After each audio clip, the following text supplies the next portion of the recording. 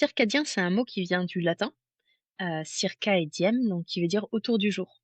Donc ça décrit un rythme circadien, c'est un rythme qui dure à peu près 24 heures, globalement, qui suit le rythme de la journée. Et donc du coup, moi je parle d'éclairage circadien parce que c'est un éclairage qui évolue au cours de la journée comme, le fait le soleil. D'accord, donc les éclairages dont tu parles, ils s'inspirent de l'éclairage du soleil, sur une journée, on va dire, un peu standard ou basé sur, le mois de l'année, enfin les saisons, et au cours de la journée, il va changer un peu de température, de couleur aussi? C'est tout ça qui est compris? Exactement, et c'est tout ça qui est compris. Globalement, l'idée, c'est de dire que, notre corps, il a une horloge interne, une horloge biologique qui suit un rythme circadien et qui est normalement régulé par la lumière naturelle du soleil. Et ça dépend, du coup, des heures et des saisons. On n'a pas les mêmes besoins en lumière à 8 heures et à midi, l'hiver et l'été. Et ce qui est pas pris en compte là dans ce que tu m'expliques pour le moment, c'est la météo. J'imagine que l'idée aussi, entre autres, de ce type de lumière, c'est, si on est dans un endroit où il fait peut-être, un petit peu moins beau, alors en gros résumé, plus, dans notre hémisphère en tout cas, plus on est au nord, plus j'ai l'impression qu'on a de fréquemment de journées grises et plus on est au sud et plus on a de soleil. J'imagine que l'idée de ce type de lumière, ça peut être aussi de contrer, l'impact de la météo qui fait qu'on peut avoir des périodes genre ici la semaine dernière, on a eu un temps un peu pourri, pour employer un terme, très technique. Et c'est vrai qu'il est possible qu'on ait un peu manqué de lumière en journée, j'imagine. Donc ouais, il y a ce paramètre météo du coup est, est pas pris en compte volontairement dans ce type de lumière? Ouais, exactement. On va compenser en fait, le manque de lumière naturelle, que ce soit sur certaines saisons, comme tu le dis. Donc ça peut être l'hiver, par exemple, quand il n'y a pas assez de lumière, naturelle qui rentre dans les bureaux parce qu'il fait pas très beau. Ça peut être aussi de par la typologie des pièces, parce qu'on n'est pas suffisamment exposé à la lumière, du jour, parce qu'on a des petites fenêtres, le bâtiment est un peu ancien, ou parce qu'on est trop loin des fenêtres, voire dans des pièces qui ont pas du tout d'accès à la lumière du jour dans certaines activités. Donc ça peut être des applications assez variées et ça va aller jusqu'à une application qui est, on travaille la nuit, donc forcément la nuit, il y a pas de lumière du jour. OK, donc alors on va parler directement de ce que tu fais toi et puis après on retournera sur le fond de la question et sur cette question de la lumière, circadienne et de nos rythmes, circadiens. Du coup, je crois qu'on peut employer ce terme aussi. Oui. Hem, donc maintenant toi, explique-nous, en quelques mots dans un premier temps et puis après on verra où on va, ce que tu fais, professionnellement. Alors moi, j'ai fondé une société qui s'appelle Libu, qui développe des solutions d'éclairage circadienne, donc qui ont vocation à reproduire ce que fait le soleil dans la nature, et qui sont à destination des bureaux, des espaces de travail au sens large. Donc on va éclairer dans le milieu professionnel tous les gens qui ne sont pas suffisamment exposés à la lumière du jour, de par, certaines périodes de l'année ou de par certains contextes, des endroits qui ont pas suffisamment d'accès à la lumière du jour, par exemple. OK, donc tu as déjà cité certains exemples. Si on est loin d'une fenêtre, je pensais tout à l'heure, si on est Harry Potter et qu'on vit sous un escalier, on n'a pas beaucoup de lumière naturelle non plus. Les gens qui travaillent de nuit, donc un peu plus sérieusement, j'imagine que tu pas comme client, les Dursley, tu pas comme client Harry Potter, donc voilà. Mais donc tu m'as dit les gens qui travaillent de nuit, certains emplois de bureau, moins exposés. Tu d'autres exemples de type de lieux que vous allez éclairer? Alors oui, c'est vrai que dans l'usage courant, ça peut être, des bureaux type, bureau open space, voilà, des situations qu'on connaît un petit peu tous. Dans les situations plus spécifiques, on va trouver par exemple, des gens qui surveillent des caméras, des réseaux, donc des opérateurs de surveillance, des gens qui sont dans le domaine, des appels d'urgence. Typiquement, quand on appelle le SAMU et que quelqu'un décroche jour et nuit ou quand on se fait cambrioler et que notre alarme sonne et qu'il y a un opérateur de télésurveillance qui prend le relais. Tous ces métiers-là, ça peut être aussi des métiers dans le secteur de la santé, donc dans le médical et le médico-social. Là, tu fais beaucoup référence, j'imagine, à des gens qui travaillent de nuit notamment? Sur les derniers Oui. exemples que tu as donnés? Sur les derniers exemples, c'est beaucoup ça, mais ça a aussi, un intérêt sur les périodes de jour parce que, bah, typiquement dans le milieu médical, il y a plein d'endroits où il y a pas du tout de lumière du jour. Quand on parle, bah, typiquement de tout ce qui est, radio, scanner et cetera, c'est des choses qui sont souvent en sous-sol. Donc tous ces espaces-là sont aussi des espaces qu'on va traiter. D'accord. Alors, pourquoi? Voilà, c'est ma question préférée. Pourquoi? Pourquoi est-ce que vous cherchez à apporter, cette lumière et ces rythmes de lumière, ces intensités différentes, ces couleurs de lumière différentes, à ces gens-là? Qu'est-ce que ça apporte? Alors, moi, j'ai fait une école d'ingénieur initialement, à la base, qui s'appelle, l'Institut d'optique, et qui est spécialisée dans tout ce qui a un lien avec la lumière et mon sujet de fin d'études, c'était l'interaction entre la lumière et la santé humaine et à ce moment-là, j'ai découvert quelque chose, une science qu'on appelle la chronobiologie, qui est la science des rythmes biologiques et qui constitue en l'étude des rythmes, bah, de l'être vivant. Bah, je me suis rendu compte que la lumière, c'est le principal synchroniseur chez l'homme de cette horloge biologique, de cette horloge interne. Heu et pourtant, dans les bureaux et dans les univers où on travaille, bah, la lumière naturelle, c'est quelque chose qu'on n'a pas toujours et la lumière artificielle, elle tient pas compte du tout de ça. Donc c'est sur cette base-là que j'ai fondé Libus, c'était de dire apporter des solutions à ces personnes qui n'ont pas suffisamment d'exposition à la lumière du jour et qui, du coup, ont des troubles de santé qui vont avec. Donc c'est un peu la genèse du projet. Si tu veux comprendre un peu, je suppose aussi comment ça fonctionne, du coup toute cette partie-là, bah, ça repose sur cette fameuse science qu'est la chronobiologie, et qui a montré, bah, que le corps humain possède une horloge interne, qui est située dans notre cerveau, dans l'hypothalamus, qui est une partie à la base du cerveau, et l'hypothalamus, il a, environ 20 000 neurones qui sont des gènes horloges, qui vont osciller et qui sont synchronisés par des synchroniseurs extérieurs et la lumière du jour, c'est le synchroniseur le plus puissant. Donc en fait, grâce à la lumière naturelle du soleil, c'est pour ça qu'on vit le jour et qu'on dort la nuit globalement, si on caricature un petit peu. Et en fait, beh, l'exposition aux lumières artificielles, elle tient pas du tout compte de ça, donc voilà, c'est pour ça que j'ai fondé cette société. OK, alors j'ai plein de choses à déballer là, dans tout ce que tu m'as dit. Hem, Commençons par l'un d'entre eux. Hem, Tu dis: «C'est pour ça qu'on vit le jour, et qu'on dort la nuit». Il y a des animaux qui font le contraire. Hem, Ma question c'est, heu, est-ce que enfin, je sais pas si tu t'es intéressé à ce genre de sujet, mais, d'un point de vue évolutif, qu'est-ce qui fait que l'humain, vit le jour et dort la nuit et que, je sais pas moi, la chouette, fait le contraire? Alors ça va vraiment dépendre en fait de la façon dont notre horloge est régulée. Hem, la chronobiologie, c'est l'étude des rythmes biologiques chez les êtres vivants. Donc ça peut concerner effectivement l'humain, comme ça peut concerner l'animal et chaque être vivant du coup a un rythme qui est différent en fonction, bah, de différents critères. Heu, je me suis assez peu intéressée à ce qui se passe chez l'animal et notamment les animaux nocturnes pour être tout à fait honnête avec toi. Mais sur, l'être humain, ce que je peux te dire, c'est qu'en fait, aujourd'hui, pourquoi on fonctionne de cette façon-là? C'est parce que dans notre œil, on a différents capteurs. On a les capteurs de la vision, je pense que tu les cônes et les bâtonnets. Ce sont des choses qu'on normalement, on apprend tous à un moment, dans notre parcours scolaire. Ces cônes et ces bâtonnets, justement, c'est ce qui permet la vision de jour et de nuit. Les cônes, c'est ce qui permet, la vision diurne, la vision colorimétrique et les bâtonnets, c'est ce qui permet la vision nocturne où on voit un petit peu en teinte de gris. Et en fait, dans l'œil, il y a un autre type de capteur qu'on connaît beaucoup moins et qu'on n'apprend pas à l'école, celui-ci, qui s'appelle le ganglion à mélanopsine, des cellules ganglionnaires à mélanopsine. C'est quelque chose qui est aussi situé dans la rétine, mais qui est pas connecté du tout au capteur de la vision. C'est-à-dire que c'est pas du tout le canal visuel derrière, c'est un autre capteur, un autre signal, qui du coup est fourni directement à cet hypothalamus, à cette horloge interne. Donc globalement, on a un capteur dans notre œil qui lui est connecté, au niveau de notre hypothalamus, notre horloge interne et qui fournit un signal qu'on va appeler un signal horloge, un signal temporel.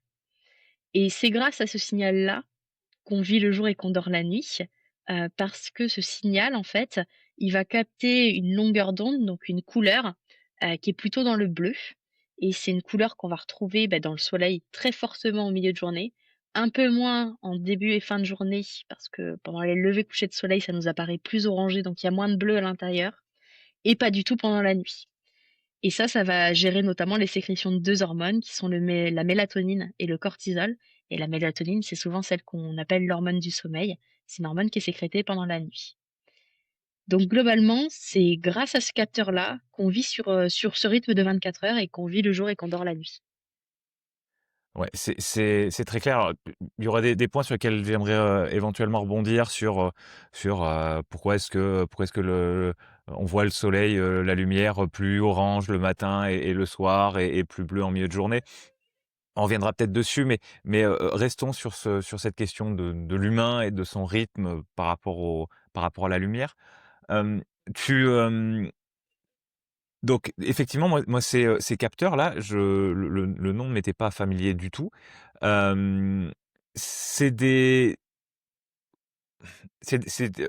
d'un point de vue scientifique, ils ont été, heu, découverts ou en tout cas plus étudiés, plus récemment que les autres peut-être? Alors la chronobiologie en elle-même, c'est une science qui est assez récente, ouais.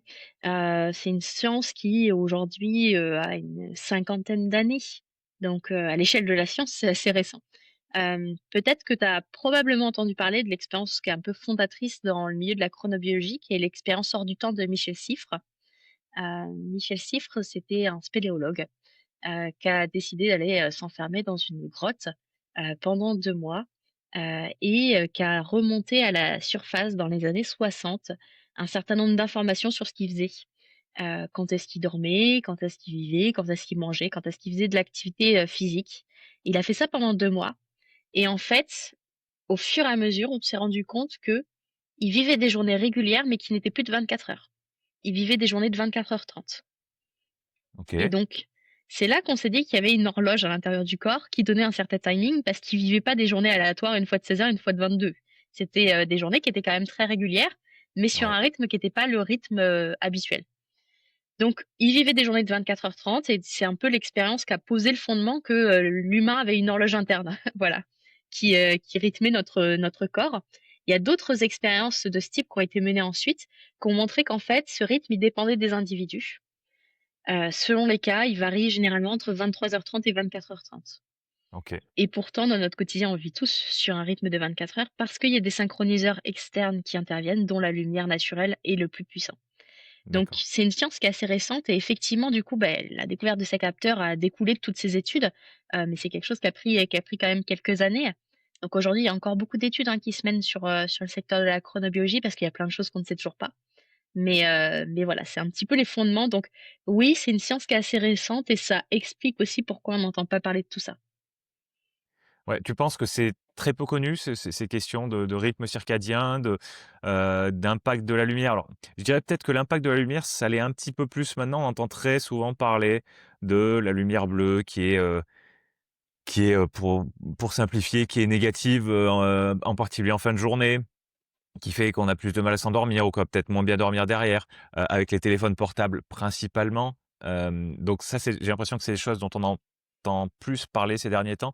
Mais malgré ça, tu as l'impression que c'est un sujet qui est peut-être, un peu, pas assez connu, enfin, ou pas assez, il y a un jugement un peu de valeur, mais en tout cas peu connu par rapport à d'autres sujets qui pourraient être un peu comparables par rapport à la santé en général?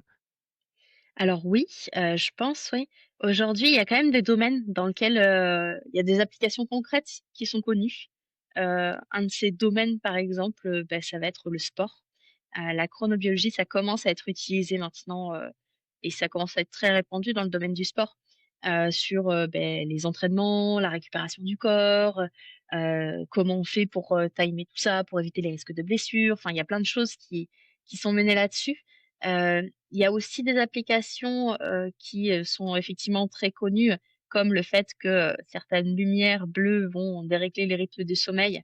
Mais ça, c'est pas tant l'évolution de la science qui fait que c'est connu, c'est plutôt, le fait que les écrans se soient répandus, dans nos foyers un peu partout et sont utilisés maintenant, sur une grande partie de nos journées parce qu'on les utilise souvent au travail, on les utilise souvent à la maison donc c'est plus la surexposition en fait à tout ça qui a fait qu'on a pris conscience des problématiques que ça entraînait, plus que l'évolution de la science en elle-même Et puis après, il y a des niches là-dedans qu'on n'entend pas au quotidien parce que, bah, ça nous concerne, généralement pas, enfin, en tout cas, j'espère pour toi.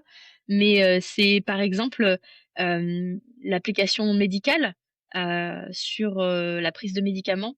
On a remarqué que dans certains traitements, si on donnait les médicaments plutôt que le matin que l'après-midi, ça avait un impact différent.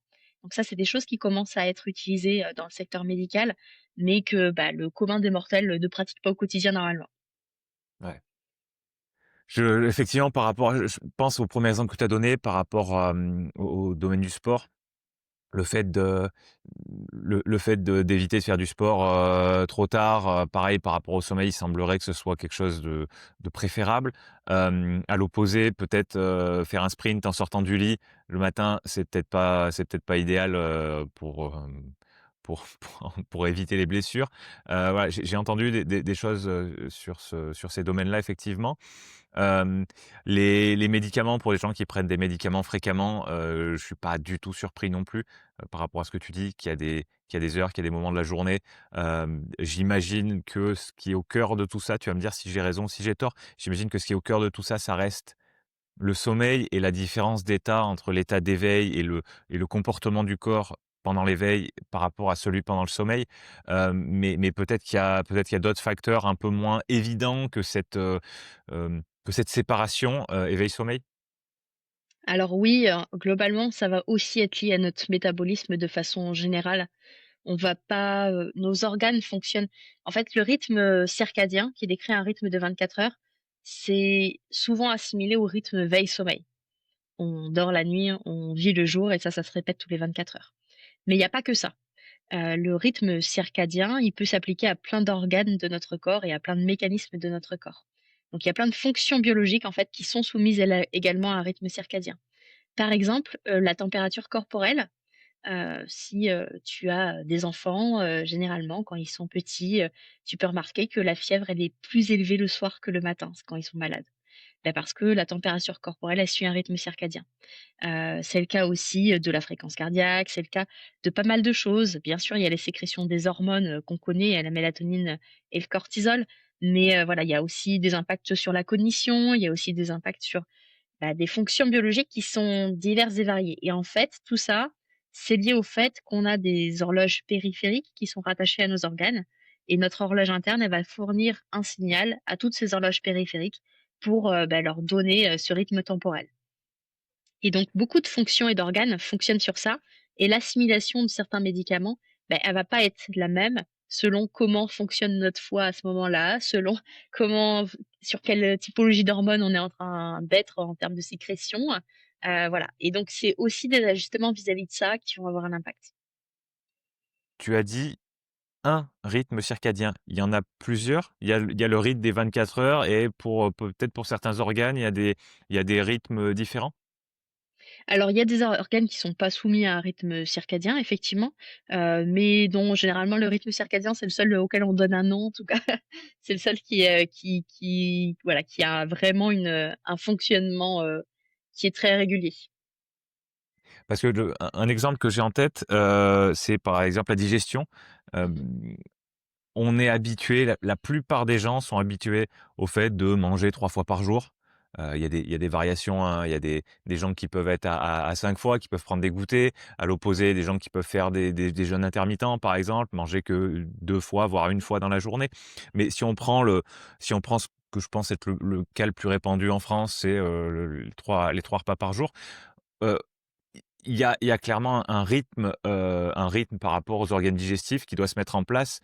Heu, une fois qu'on a cette habitude, donc je sais pas à partir de quel âge on arrête enfin on commence à manger, 3 fois par jour, mais hem, est-ce que c'est le genre de question qui vient en tête? Par exemple, toi, dans ce que tu proposes, toi c'est la lumière par rapport au rythme des 24 heures. Est-ce que ça rentre en ligne de compte, cette question de, bah, on mange, à telle heure, tant ou et potentiellement tant de fois dans la journée?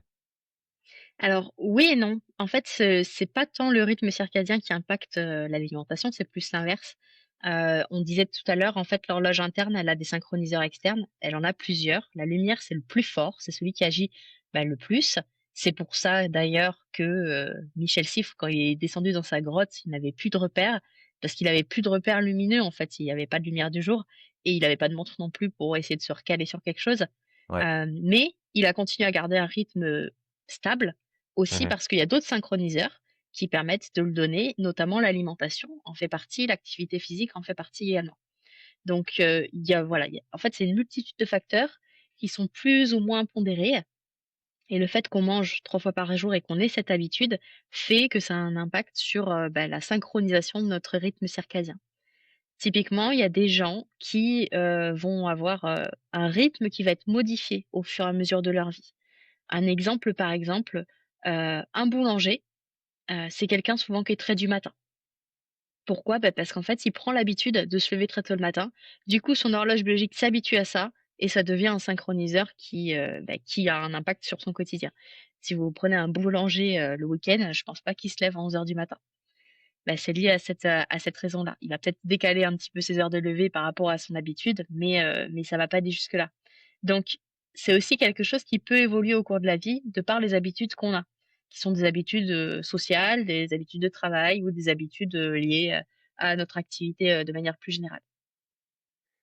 Ça se change, rapidement un cycle circadien? Imaginons, le gars qui commence ses études de boulanger, et qui doit se lever à, je sais pas moi, 2 heures, 3 heures du matin. Combien de temps on met pour s'habituer à ce décalage? Et qui peut être dans l'autre sens, hein. Ça peut être quelqu'un qui se lève très tôt et puis après qui est à la retraite et qui a plus à se lever aussitôt et qui va probablement garder quand même, une Ouais. habitude de lève tôt, mais peut-être un petit peu moins. C'est quoi les échelles de temps pour ce réglage? Est-ce que c'est une semaine? Est-ce que c'est un mois? Est-ce que c'est 5 ans? Ça dépend. Déjà le rythme, enfin notre horloge interne, ça va être lié à un truc qu'on appelle le chronotype. Le chronotype, c'est, justement, est-ce que je suis plutôt quelqu'un du matin, plutôt quelqu'un du soir? Et ça, c'est des aussi quelque chose qui va évoluer selon les périodes de la vie. Typiquement, un adolescent, souvent, il est plutôt du soir, alors qu'une personne âgée, elle est plutôt du matin. Heu, Tous les grands-parents, généralement, ont tendance à se lever super tôt. C'est parce que en fait, le chronotype évolue et nous fait tendre vers ça. Mais effectivement, on peut l'influencer par, plein de facteurs, et habitudes dans la vie.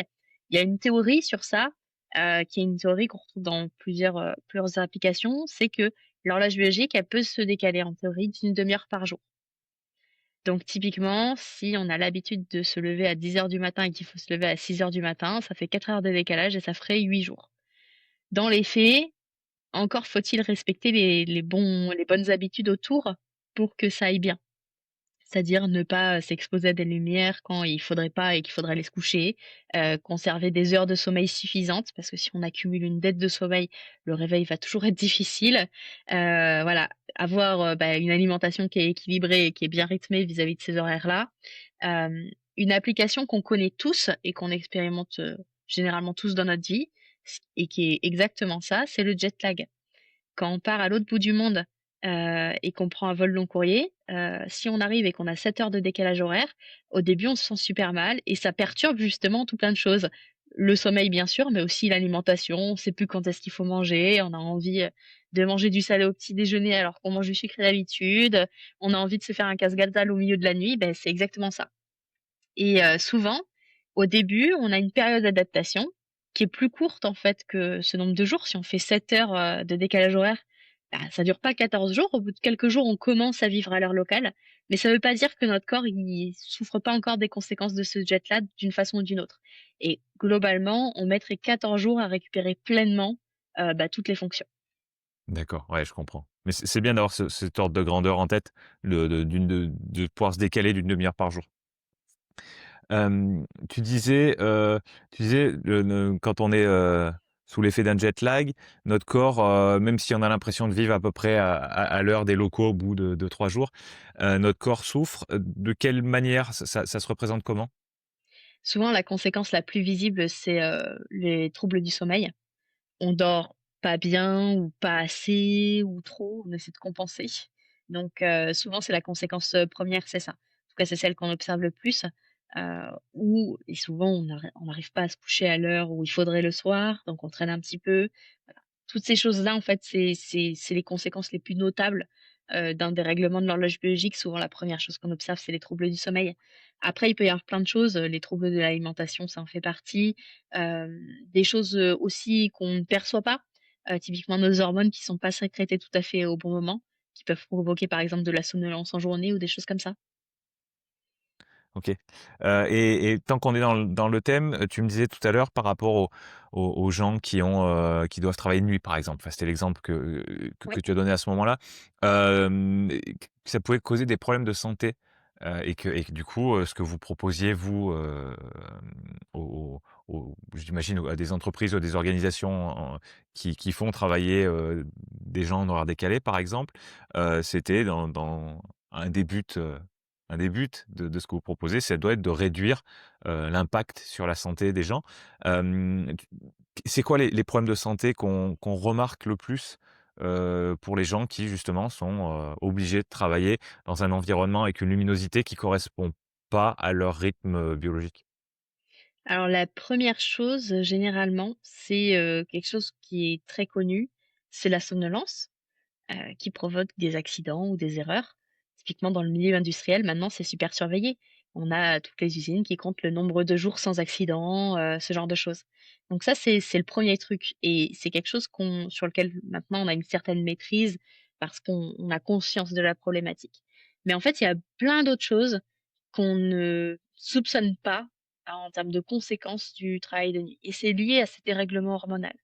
La première chose, c'est que le travailleur de nuit, généralement, du coup, comme tu le disais, pendant son poste de travail, il est éclairé par des lumières artificielles parce que la nuit, il y a pas de lumière du jour. Ces lumières artificielles, elles sont souvent pas calibrées pour, suivre un certain rythme, voire pas adaptées du tout. Dans certains milieux comme la vidéosurveillance, il est très courant que les opérateurs travaillent dans le noir parce qu'ils veulent pas allumer la lumière, parce que la nuit, on est photophobe, on n'aime pas ça. Donc il y a une très mauvaise habitude lumineuse sur le poste, mais il y a aussi des problématiques en dehors.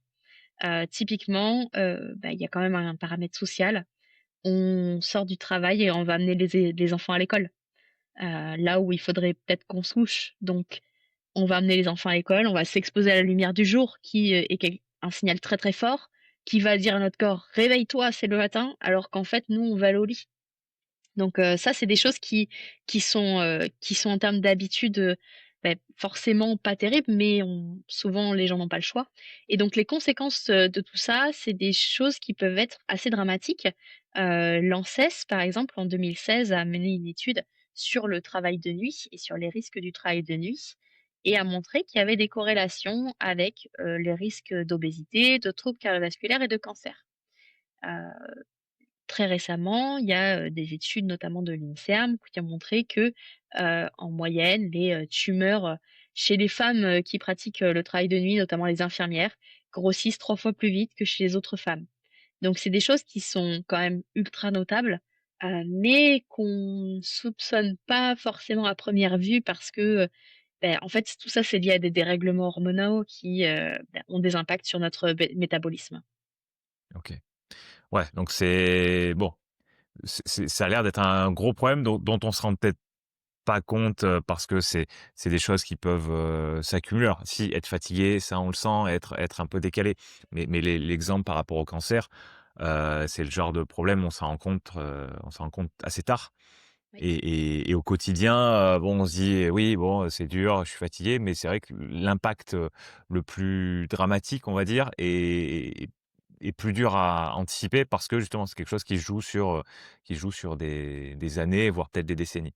Hem, Vous, du coup, qu'est-ce que vous, proposez avec, chez Libu?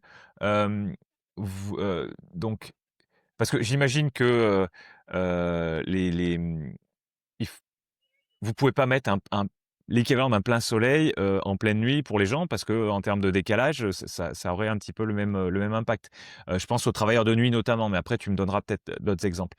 Par rapport aux travailleurs de nuit, qu'est-ce que vous proposez? Alors l'idée effectivement, c'est pas forcément de reproduire le jour la nuit. Il y a plusieurs choses. Déjà, il y a une question d'adoption. Quand on a des opérateurs qui aujourd'hui travaillent dans le noir, ils sont pas dans de bonnes conditions, pour rien du tout, ni pour leur horloge biologique, ni pour leur travail en lui-même. Parce que ils sont dans des conditions souvent de sous-éclairement, donc il y a pas assez de lumière, ça peut provoquer des troubles de la vision, enfin voilà, il y a plein de choses autour de ça. Donc l'idée, c'est pas de reproduire le jour et la nuit parce que sinon, il y a plein de gens qui n'utiliseraient juste pas le système.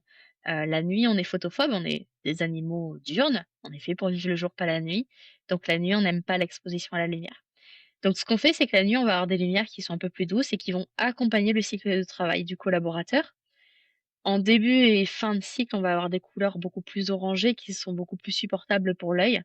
C'est un peu, pour ceux qui ne pratiquent pas le travail de nuit, c'est un peu, l'équivalent de, si vous arrivez à 6 heures du matin ou 7 heures du matin au bureau l'hiver, qu'il fait nuit dehors et que vous allumez une lumière super blanche, ben ça agresse.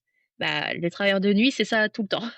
Donc globalement, on va avoir une lumière qui va vraiment accompagner le cycle de travail, avec des couleurs un peu plus douces, un peu plus chaudes et on va venir dans le spectre lumineux, beh, venir, solliciter ce capteur, la cellule ganglionnaire à mélanopsine, pour réveiller le corps, couper la sécrétion de mélatonine, notamment à des heures critiques entre 1 heure et 4 heures du matin.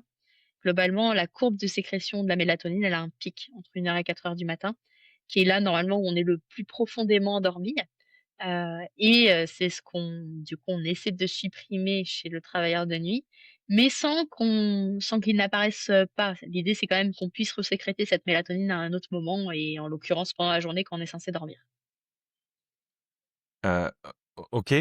Donc tu me dis qu'il y a ce pic, contre lequel vous essayez de lutter. Ça veut dire justement qu'à entre 1 heure et 4 heures du matin, attends, laisse-moi essayer de visualiser à quoi ça peut ressembler l'éclairement que vous proposez, pour le travailleur de nuit. Alors tiens, donne-moi des heures. Le travail de nuit standard, c'est de quelle heure à quelle heure le plus fréquemment? Ça peut être un 22 heures 6 heures, par exemple. OK, alors 22 heures 6 heures. Tu me dis que le pic de mélatonine est entre 1 heure et 4 heures. Donc dis-moi si j'ai raison ou pas. La personne arrive, elle prend son poste dans un environnement avec une lumière plutôt douce, Mmh. et plutôt, tu disais orangée, voilà, en tout cas loin du bleu. Hem Au fur et à mesure, vous allez, un petit peu comme la journée finalement, vous allez augmenter le peut-être d'une part l'intensité, je sais pas, tu vas me le dire et clairement la température, la couleur, voilà, jusqu'à je sais pas moi, 2:30 du matin et puis après vous allez commencer à diminuer jusqu'à ce que la personne parte. Tu m'as dit 22:00-6:00, jusqu'à 6 heures, Mmh. vous allez retourner vers du orangé? Globalement, c'est à peu près ce qu'on va observer effectivement. On va pas aller sur des couleurs qui vont être très blanches, bleues, parce que c'est pas très agréable, notamment la nuit. En fait, l'idée, c'est que dans le spectre lumineux, il y ait une grosse quantité de bleu, mais ça veut pas dire qu'il y a que ça. Dans la lumière blanche, en fait, c'est, la somme de toutes les couleurs de l'arc-en-ciel et donc ça nous apparaît visuellement blanc, mais dedans, il y a du rouge, il y a du vert, il y a du jaune, il y a du bleu, il y a toutes les couleurs. Donc en fait, on va venir, avec un assemblage de LED, créer une lumière qui est enrichie en bleu, mais sans que ça se voit visuellement. Donc la perception, c'est pas une lumière agressive et on va venir faire ça, effectivement sur des heures un petit peu critiques pour réduire la sécrétion de mélatonine qui arrive un petit peu naturellement, pendant la nuit. Accompagner le cycle de travail, ça veut aussi dire que ces changements, ils sont très, très lents. Donc en fait, l'œil, il s'habitue au fur et à mesure, donc il perçoit pas le changement. Donc comme il perçoit pas le changement, il se rend pas compte finalement que, il y a cette, couleur par exemple, qui change dans la lumière et ça va couper aussi l'effet agressif qu'on a quand on arrive, on allume la lumière, ça nous pète les yeux, c'est parce qu'on était dans un autre environnement et on passe brutalement dans un environnement qui est beaucoup plus agressif. Donc il y a une question de timing, il y a une question de, longueur des variations et il y a une question effectivement de jouer avec ce paramètre bleu dans le spectre lumineux pour avoir des choses qui sont plus ou moins sensibles et plus ou moins impactantes pour le corps. Mmh. Vous utilisez du coup un assemblage de LED, chacune, donnant une longueur d'onde spécifique? Et Ouais, vous les Ouais, c'est ça? oui, globalement, l'idée, c'est d'essayer de reproduire au plus le spectre du soleil. Donc, c'est pour, parler un petit peu peut-être des spectres lumineux, c'est ce fameux, dessin où on a, toutes les couleurs de l'arc-en-ciel qui vont, généralement du bleu jusqu'au rouge, entre 400 et 800 nanomètres globalement.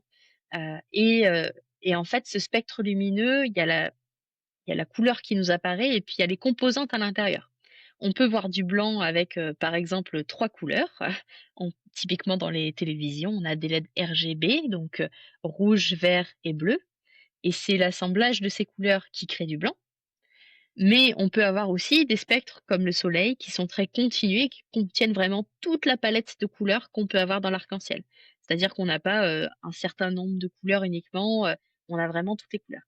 Et donc l'idée, c'est de reproduire quelque chose qui est plutôt continu et qui va se rapprocher de la lumière du soleil le plus possible pour des notions de confort, pour des notions de signaux et parce que les longueurs d'onde qui sont spécifiques à ce capteur de l'œil, le ganglion à mélanopsine, c'est des choses qu'on ne retrouve pas classiquement dans les produits d'éclairage ou dans les produits, type écran et cetera, en tout cas pas dans les bonnes quantités.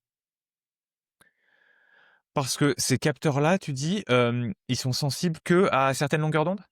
Ouais, ils sont sensibles à des longueurs d'onde qui sont dans le bleu et plus spécifiquement dans le bleu cyan. Donc le bleu un OK. petit peu clair quoi, celui du ciel en fait, tout simplement. Mmh. Et en fait cette lumière, bleu cyan, si on regarde les spectres, d'éclairage habituels, dans tous les éclairages, qu'on a plus trop aujourd'hui, par exemple les ampoules à incandescence, les éclairages qui chauffent, donc ce qu'on appelle les corps noirs, ils nous apparaissaient très orangés parce qu'il y avait très peu de bleu et beaucoup de rouge. Donc en fait, pendant la journée, c'était des éclairages qui ne donnaient pas du tout de signal dans le bleu. Donc c'était pas positif. On avait ensuite d'autres technologies, typiquement les technologies à gaz, c'est le cas par exemple des néons, qui sont des tubes dans lesquels on met du gaz, qui sont des spectres à bandes, donc là on a des pics. Donc en fait, on peut avoir un pic dans le bleu, mais il se balade un peu à droite à gauche, il n'est pas forcément au bon endroit exactement et dans les bonnes quantités. Et après maintenant on a les LED qui sont, les technologies à semi-conducteurs, et pour les LED utilisés dans les produits d'éclairage, ce sont des LED blanches qui sont sur la base de LED bleue. Donc c'est généralement des spectres qui ont un pic dans le bleu, puis une espèce de patate qui va, du vert au rouge, on va dire. Et entre les 2, il y a un creux et ce creux correspond généralement au bleu cyan. Donc globalement, aujourd'hui, les sources d'éclairage artificiel qu'on peut avoir dans la nature, qu'on peut avoir, dans notre quotidien, ne fournissent pas vraiment d'informations dans cette partie-là, ou pas dans les bonnes quantités. Typiquement, elles en fournissent souvent pas suffisamment la journée, et elles en fournissent trop le soir, au moment du coucher en ce qui concerne les écrans notamment. Mmh. Ouais, ouais, c'est très intéressant ce que tu dis là, par rapport aux différentes technologies, d'éclairage. Hem, je me demandais par rapport aux ampoules à incandescence, bon, qui ont plus la cote, hein, maintenant depuis un moment parce que en gros résumé, parce elles consomment beaucoup plus. Hem, le tu disais que traditionnellement, elles émettaient principalement dans le rouge. Hem, est-ce qu'il en existe pas ou est-ce qu'il en oui, est-ce qu'il en existe pas, heu, s avec un matériau, peut-être plus résistant, qui permettent justement de décaler le spectre d'une ampoule à incandescence par rapport à ce qu'on connaît habituellement. Je t'explique pourquoi je te pose la question. Vu que tu dis que c'est un rayonnement du corps noir, c'est que c'est un rayonnement qui doit être très continu, hem et du coup, à l'opposé des LED plutôt, avec un spectre plutôt enfin plutôt fin, on va dire, plutôt en forme de pic que de grosses patates. Hem et donc je me demandais s'il n'existait pas des ampoules à incandescence, heu, dont le dont le sommet de la cloche, on va dire, est plus près du bleu et notamment du bleu cyan.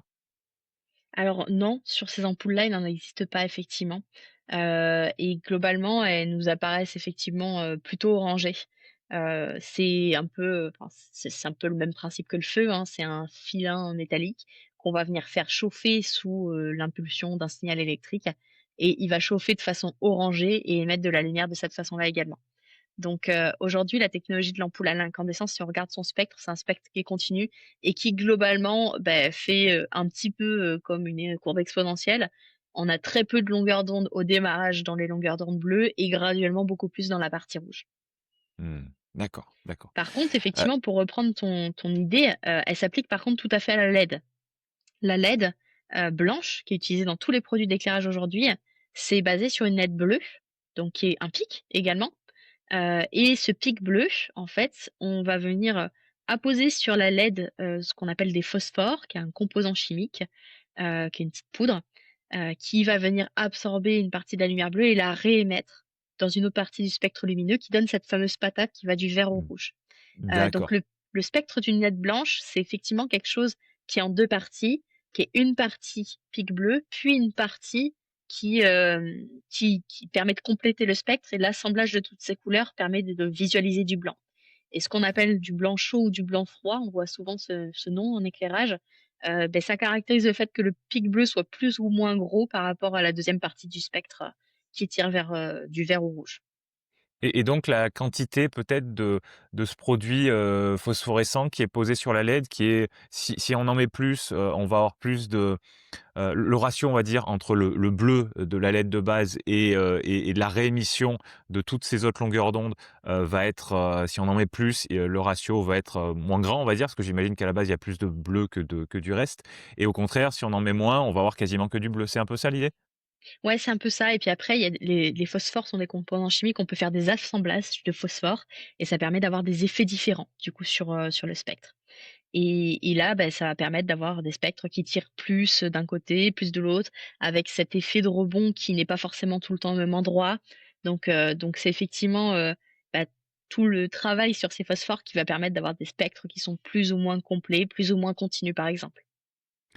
Hem, dans une télé, un écran de téléphone, un écran d'ordinateur, c'est il y a ce même genre de technologie qui est utilisée ou c'est juste, heu, une LED bleue, une LED, rouge et une LED verte, qui sont assemblées, qui forment un pixel et pas de et il y a pas de phosphore? Ouais, les écrans, c'est plutôt le principe des LED RGB effectivement, globalement, la lumière, c'est l'inverse de la peinture. C'est-à-dire qu'on mélange les couleurs, ça ne donne pas du noir, ça donne du blanc, effectivement, c'est des pixels à 3 couleurs qui, quand ils sont tous allumés, permettent d'avoir, une couleur blanche et permettent du coup d'avoir une déclinaison de couleurs en fonction des ratios de chacune.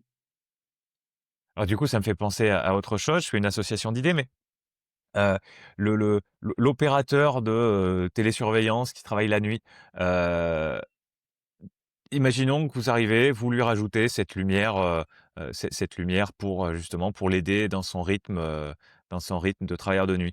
Hem, Vous essayez d'avoir un impact, même si vous fournissez pas forcément d'outils pour ça, mais, ne serait-ce qu'indirect sur, son outil de travail, son ordinateur, son écran pour, faire en sorte que, bah, que l'impact de votre lumière à vous soit pas un petit peu, hem, limité par l'impact de son écran d'ordinateur? Alors effectivement, on peut pas changer les conditions de travail de l'opérateur et dans certains métiers, notamment la vidéosurveillance, souvent ils surveillent des murs d'écran. Donc l'exposition aux lumières des écrans, elle est quand même très forte, on peut pas y faire grand-chose effectivement. Ceci dit, au sens un peu plus large, dans l'éclairage, il y a d'autres critères qui rentrent en compte dans le fait que ça se passe bien pour, cette personne-là, heu, qui sont liés à son environnement de travail. Typiquement, il y a un de ces critères, qui va être l'éblouissement. Est-ce que la lumière, elle, éblouit, la personne qui est sur son poste ou est-ce qu'elle provoque des reflets sur les écrans, sur, les claviers, sur tout ça? Donc ça, c'est un critère sur lequel un éclairage qualitatif, ça a aussi un intérêt. Parce que du coup, l'opérateur, il peut avoir envie de ne pas allumer sa lumière parce qu'il a un vieux néon et quand il allume, ça crée un effet sur la caméra numéro 12, alors qu'avec un éclairage qualitatif, il a pas ça. Donc ça peut être, par exemple, un des leviers. Un autre, donc les ça, c'est l'éblouissement et l'éblouissement, c'est caractérisé en éclairage par une grandeur qu'on appelle l'UGR. Donc ça, c'est un premier point. Il y a d'autres aussi critères qui peuvent interagir, sur son confort. Donc typiquement, on a cette variation de température de couleur au cours du poste. Est-ce qu'elle est plutôt chaude, plutôt froide, donc plutôt orangée ou plutôt blanche? Ça, c'est aussi une notion de confort, ça donne plus envie, d'allumer la lumière quand elle est confortable que quand elle va nous péter les yeux quand on va l'allumer au démarrage du poste. Donc en fait, il y a je dirais que c'est un assemblage de micro-critères au sein, d'un luminaire qui fait qu'à la fin, une installation, elle tourne bien. On pourra jamais, supprimer l'effet d'écran, malheureusement. On adorerait, mais on peut pas. Il existe des solutions qui permettent de filtrer un peu le bleu, notamment les modes night shift, sur, les télés, les écrans d'ordinateur, les téléphones portables.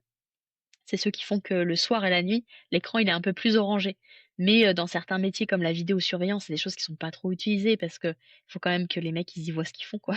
Donc, donc malheureusement, ouais, on n'a pas forcément de la mainmise là-dessus. Ouais. Par contre, ça il n'empêche que ça a un impact de façon plus globale parce que, même si, c'est du coup un impact limité, il y a plein de critères externes qui interviennent et sur lesquels on ne peut pas du tout avoir la main. Ça reste, un impact, qui est pas négligeable vu les conséquences, sanitaires, engendrées. Vous essayez quand même de faire un petit peu d'éducation, de dire, «Attention, attention tel écran réglé comme ça peut enfin, ça a un impact, négatif sur le rythme circadien des opérateurs». Heu, le night shift, effectivement, bon, si on voit plus ce qui se passe à l'écran, effectivement, c'est trop. Mais il y a peut-être, une petite manière de jouer, un petit, comment dire? Une, une opportunité d'aider un petit peu. Je sais qu'à une époque, je sais pas si c'est toujours, fréquent, toujours à la mode, mais il y a des gens qui mettaient aussi des lumières, pardon, des lunettes, le soir, pour filtrer justement certaines teintes. Est-ce que c'est le genre de choses dont vous parlez quand vous, discutez avec les managers ou avec les chefs d'entreprise ou avec je sais pas comment ça s'organise, hein? Pour dire: «Bon, nous, on a l'impact sur la lumière, ambiante, on va dire, Mmh. de la salle de travail. On va contrôler, l'évolution du, l'évolution de la température de couleur, de l'intensité et cetera. Donc ça, c'est peut-être, entre 50 et 90 du chemin, effectué et pour ce qui reste, bon, nous, on proposera peut-être rien directement, mais sachez qu'il vaut peut-être mieux, faire attention à tel paramètre, faire attention à tel paramètre. Après les gens font ce qu'ils veulent. Je demande ça parce que, hem une question que j'aurais moi en tant que client, c'est de me dire: «Bon, est-ce qu'au bout de est-ce qu'au bout de 6 mois, d'un an, on peut mesurer la différence entre le avant, l'IBU et après?» hem et donc je me dis: «Bon, si vous faites un travail, que vous faites des efforts pour améliorer les choses, heu, pas être, voilà, imaginons, le coach sportif qui entraîne la personne, qui entraîne son client, qui lui fait faire du sport tous les jours et puis en fait la personne dès qu'elle sort de l'entraînement, elle va bouffer un McDo. Voilà, je me dis que le coach sportif, il se dirait: «Bon, moi je te fais faire du sport, mais à côté de ça, il faut que tu évites ça, que tu favorises ça». Est-ce que vous avez un petit peu ce genre de discours quand même où vous dites: «Bon, nous, on s'occupe de notre partie et puis après vous faites au mieux»? Alors oui et non. Il y a 2 choses en fait dans ta question. La première c'est, est-ce qu'on peut mesurer un avant-après même si, il y a des critères externes? La réponse elle est oui. Nous on a mené des études, dans le cadre du travail de nuit, sur des opérateurs en 3-8, dans le domaine de la surveillance et des appels d'urgence, et on a mesuré l'impact sans toucher à rien d'autre dans leur environnement de travail. C'est-à-dire qu'on n'a pas touché, ni au poste de travail, ni à l'acoustique de la pièce, ni, à l'apport de lumière externe qu'ils pouvaient avoir, que ce soit dans le cadre de leur métier ou en dehors. Donc quand ils sortent, quand ils font leur journée, après le travail et cetera. Donc et dans ces cas-là, on mesure des impacts. On mesure qu'ils dorment mieux quand ils sont chez eux. On mesure qu'ils somnolent moins pendant la nuit, notamment entre 1 heure et 4 heures du matin. Et on mesure d'autres, critères. Souvent, c'est des métiers dans lesquels, on a quand même, un certain stress parce qu'on est sur de la surveillance ou des métiers de l'urgence. Donc on mesure aussi une baisse assez forte du stress qui est ressenti par les collaborateurs. Donc on arrive à avoir des résultats effectivement sans toucher à rien d'autre que l'éclairage ambiant, du bureau. Ceci dit, c'est vrai qu'il y a des mesures complémentaires qui peuvent être utiles. Nous, on n'intervient pas en direct auprès des gens, qui sont dans les bureaux, ou dans les postes de surveillance, pour, avoir ce discours-là, ni auprès de leur direction finalement. Par contre, on travaille avec des prescripteurs qui sont des gens qui, eux, vont identifier déjà la problématique et recommander des solutions, qui sont des gens dans le domaine de l'ergonomie, par exemple, ou dans le domaine de la médecine du travail.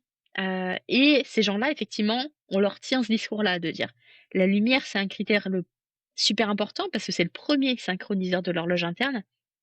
Par contre, il y a plein d'autres choses à côté qui, sont pas à négliger». Et typiquement, les recommandations, ça va être quoi? Ça va être de dire, activer un mode, night shift ou poser un filtre lumière bleue sur l'écran. Ça détériore un peu la qualité des couleurs, c'est pas dramatique, ça supprime pas tout le bleu non plus, mais c'est bien en tant que mesure préventive. Hem, sur les 3-8, il y a des rotations d'horaires qui sont mieux à faire que d'autres. Il vaut mieux tourner dans un sens que dans l'autre parce qu'il y a un sens où on a plus de mal à s'adapter. Sur, C'est lequel? pa alors, il me semble que, c'est, quand on avance, c'est mieux et pas quand on recule, mais, ce sera à vérifier. Mais OK, effectivement, OK. il y a aussi d'autres recommandations, par exemple, effectivement, on nous pose souvent la question sur, les lunettes, les filtres lumière bleue sur les lunettes. Est-ce qu'il faut en mettre? Est-ce qu'il faut pas en mettre? Pour des raisons de prévention, de la même manière, ça coûte rien de le faire, quoi. Donc oui, on il y a plein de mesures, préventives supplémentaires à mettre en œuvre, de la même manière qu'il y a aussi des recommandations à donner aux collaborateurs. Un travailleur de nuit, il a forcément une vie sociale la journée, quand il ne travaille pas, parce qu'il peut avoir une vie de famille, parce qu'il peut avoir une vie sociale, heu et heu et donc du coup, une recommandation très simple, c'est de dire dans tous les moments où on va s'exposer à la lumière du jour alors qu'on prévoit par exemple d'aller se coucher, porter des lunettes de soleil. Ça Et filtre ouais, un petit peu et et ça ouais, ouais. réduit l'impact. Donc c'est des choses très bêtes, mais il y a plein de choses à mettre en œuvre. Donc il y a à la fois une question d'habitude à donner les bons repères aux collaborateurs et leur donner les bonnes pratiques. Mmh. Il y a une question d'environnement de travail, fournir les bons outils et avoir des mesures préventives supplémentaires. Et puis il y a ce critère effectivement qui est, l'éclairage auquel ils sont soumis pendant le poste. Ouais, c'est effectivement, ouais, on voit qu'il y a dans ton explication, qu'il y a pas mal de facteurs sur lesquels, on peut jouer pour alléger, cette difficulté qu'est le travail de nuit.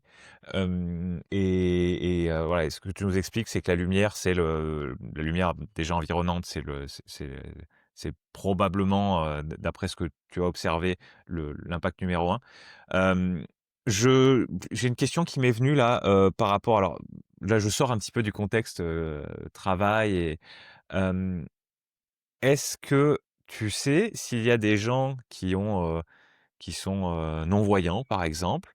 Hem, ces gens-là, est-ce que, ou certains de ces gens-là, parce que j'imagine qu'on peut être non-voyant pour différentes raisons, est-ce que certains de ces gens-là, hem, ont des problèmes de rythme, circadien? Parce que tu disais que le capteur dont tu parlais était dans l'œil. Je me demandais s'il y avait aussi, si on était un petit peu impacté par, la lumière qu'on reçoit sur la peau, par exemple, qui est un énorme capteur, heu, humain, ou est-ce que, non, non, ça se passe dans l'œil, et le reste, ça compte pas vraiment sur ce sujet-là? Alors la peau, c'est effectivement un capteur, mais pas trop en ce qui concerne l'horloge biologique. L'horloge biologique, c'est vraiment l'œil, qui est connecté directement, à l'hypothalamus, à cette horloge interne. Chez les personnes, aveugles, c'est une très bonne question. Il y a, en fait, ça dépend des cas, parce qu'on peut avoir les capteurs de la vision dysfonctionnelle, mais pas, la cellule ganglionnaire mélanopsine. Donc il y a des aveugles qui captent un signal lumineux et ça leur fournit un rythme, même si, en fait, ils y voient rien. Et puis, au contraire, il peut y avoir, tous les capteurs dysfonctionnels et donc là, c'est des gens qui ont aussi des troubles du rythme biologique et des troubles du rythme biologique ou du rythme circadien, c'est des choses qui sont traitées souvent par des médecins du sommeil. Donc c'est des gens qui sont soumis au fait de prendre, par exemple, des compléments de mélatonine, donc qui est l'hormone du sommeil, à des heures spécifiques pour provoquer les sécrétions parce qu'elles vont avoir du mal à se mettre en place de façon naturelle. Mmh, ouais, on joue directement sur la présence de l'hormone plutôt que sur, le facteur qui fait que le corps crée de l'hormone. Exactement, oui et c'est aussi des choses qu'on peut prendre dans la vie de tous les jours, hein. Maintenant, les compléments de mélatonine, c'est aussi des choses qui sont, pour la plupart du temps, en vente en libre-service dans les pharmacies, par exemple. Dans certains cas, par exemple, quand on se prépare à avoir un décalage horaire ou quoi, on peut, prendre des compléments de mélatonine, encore faut-il le faire aux bonnes heures, pour, faire en sorte que le corps s'adapte mieux. Mais ouais, ouais, pas avoir un effet contre-productif, et se C'est ça, gourer et partir dans le mauvais sens. exactement. Heu, ouais, j'imagine, j'imagine. Hem, Bien, par rapport à, voilà, j'aurais peut-être d'autres questions qui vont venir sur, tu as des cas un peu particuliers ou sur l'optique ou là, tout de suite, j'aimerais que tu me parles un petit peu de ta boîte. Combien vous êtes? Où est-ce que vous opérez? Comment ça voilà, depuis quand? Des questions un peu concrètes et puis tu m'avais parlé tu m'avais parlé de résultats d'une étude que vous avez faite, au fur et à mesure. Je pense que c'est celle que tu as un petit peu teasée là, il y a pas longtemps, mais je veux bien que tu ailles un peu plus en profondeur par rapport à ça aussi. Donc voilà, j'ai 2 OK, questions en une. Tu commences par ce que tu veux. ça marche. Bah, je vais parler un peu de Libu. Libu, c'est une société, que j'ai fondée en 2019, donc ça fait 6 ans maintenant. Société donc spécialiste de l'éclairage circadien, donc de l'éclairage qui évolue au cours de la journée comme le fait le soleil. On propose des produits donc pour le milieu professionnel qui sont sous différents formats. On intervient aussi bien au niveau du bâtiment, donc typiquement on fait du pavé, les carrés rectangles lumineux qu'on voit beaucoup dans les faux plafonds. On intervient vraiment sur une phase un peu travaux ou agencement, par exemple. Et on intervient aussi sur du mobilier d'appoint, donc du lampadaire, de bureau, les lampadaires qu'on positionne à côté de son poste et qu'on branche à une prise et des lampes d'appoint qui ont plus vocation à compléter un éclairage, externe, qui serait pas suffisant. On intervient sur des sujets d'application, du coup, avec ces solutions qui sont assez variées. Ça peut être, bah, dans le tertiaire, on fait des bureaux, des open space et cetera. Même à côté des fenêtres, parce qu'on l'a dit, il y a certaines périodes de l'année comme l'hiver où ça a un impact quand même. Typiquement les dépressions saisonnières, c'est des dépressions qui interviennent plutôt l'hiver parce que et il y a moins d'ensoleillement et on sort moins aussi. Voilà, donc il y a des périodes de l'année où ça a un impact important même si notre bureau est à côté d'une fenêtre. On intervient dans des cas d'application plus spécifiques comme on l'a dit, le travail de nuit et le travail posté. Donc là, on est très présent, par exemple, dans le milieu de la sécurité, de la surveillance, dans le domaine de l'énergie, sur, les opérateurs qui surveillent, nos réseaux d'électricité, de gaz, d'eau, toutes ces choses-là. Et on va être présent aussi sur des applications un peu plus spécifiques dans le milieu médical et médico-social, côté, heu, soignant, bien sûr, mais aussi côté patient. Typiquement, on est présent dans les unités Alzheimer parce que c'est des gens qui perdent un petit peu la notion du temps. La lumière est positive pour les soignants, mais aussi pour les patients, ça permet de leur redonner une sorte de temporalité, ça les apaise un petit peu. Donc les cas d'application sont vastes. On va intervenir aussi effectivement en ponctuel au sein des entreprises sur, des gens qui ont une certaine photosensibilité, donc des maux de tête, par exemple, des migraines ophtalmiques. Voilà, ça peut être sur, des gens qui, comme tu le disais, ont une déficience visuelle. Donc c'est souvent des gens, qu'on place loin des fenêtres parce que la lumière les dérange. Faut quand on les place loin des fenêtres, du coup, ils ont plus du tout de signal, lié à l'horloge biologique. Donc c'est aussi un problème. Donc voilà, on a des cas d'application qui sont très, très vastes sur ce qu'on fait la création, c'était en 2019, donc moi, c'était juste après mes études, d'ingénieur dans l'approche qu'on a eue, c'était une approche très scientifique, qui est passée par le fait notamment de valider le fait que cette technologie, elle avait réellement un impact sur les collaborateurs. Donc au sein de la vie d'entreprise, on a mené plusieurs études qui sont des études épidémiologiques, donc qu'on réalise en conditions de vie réelles. Concrètement, c'est vraiment des sociétés, chez qui on installe nos luminaires et on mène des études sur leurs collaborateurs. Donc ça inclut, comme on le disait tout à l'heure, dans le travail de nuit, oui, mais les gens, ils ont des écrans, ils ont plein de choses à côté. Bah là, ça inclut aussi le fait qu'ils aient des vacances, qu'ils aient des arrêts maladie potentiellement, qu'ils aient des périodes plus stressantes que d'autres parce qu'ils ont des rendus de projet ou je ne sais quoi. On essaie vraiment de faire des études qui sont représentatives de la vraie vie et qui soient pas des choses qu'on fait en laboratoire et qu'on ne pourrait plus reproduire dans la réalité. La première étude qu'on a menée, c'était en 2019, c'était au sein de 3 entreprises et c'était sur du travail en horaire standard, du travail de jour. Donc c'était très intéressant parce que ça a notamment montré qu'on avait moins 25 de stress ressenti avec l'exposition, à la lumière circadienne. Donc ça a quand même un fort impact, d'un point de vue, confort, bien-être, et santé. Et on a mené, plus récemment une étude effectivement spécifique au travail de nuit. Donc c'est une étude, qu'on a menée avec Enedis, boîte qu'on connaît tous normalement, sur les opérateurs qui surveillent nos réseaux électriques 24 heures sur 24 et qui prennent les appels d'urgence. Typiquement, quand il y a un poteau électrique qui tombe dans ma rue, j'appelle, à 2 heures du matin, il y a quelqu'un qui répond, bah, c'est ces gens-là. On avait une soixantaine d'opérateurs qui ont testé nos solutions. Ça a montré des résultats qui étaient très probants effectivement. les gens dormaient mieux, somnolaient moins pendant le poste de nuit et puis, on avait toujours, cette diminution du stress ressenti qui était, beh, maintenue parce qu'effectivement ça reste des milieux, assez stressants. Les professions de nuit sont souvent des professions d'urgence donc voilà ou de surveillance et auquel cas il y a tout un tas de paramètres et d'écrans à surveiller donc faut quand même garder un sens, d'alerte assez haut donc voilà. Donc effectivement, c'est des études qu'on a menées là, un peu plus récemment, et qui ont permis de montrer que chez le travailleur de nuit, et bah, la lumière, circadienne, ça avait un impact assez fort et cet impact en fait, il est complètement il est forcément lié aux autres, sources d'éclairage, habitudes, paramètres qui interviennent dans l'environnement, mais il reste quand même très prégnant, même si on ne touche à rien d'autre.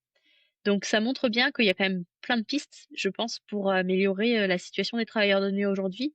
Travailler sur la lumière, mais aussi tous les micros ajustements qui permettraient d'aller dans ce sens-là. Ouais, je comprends.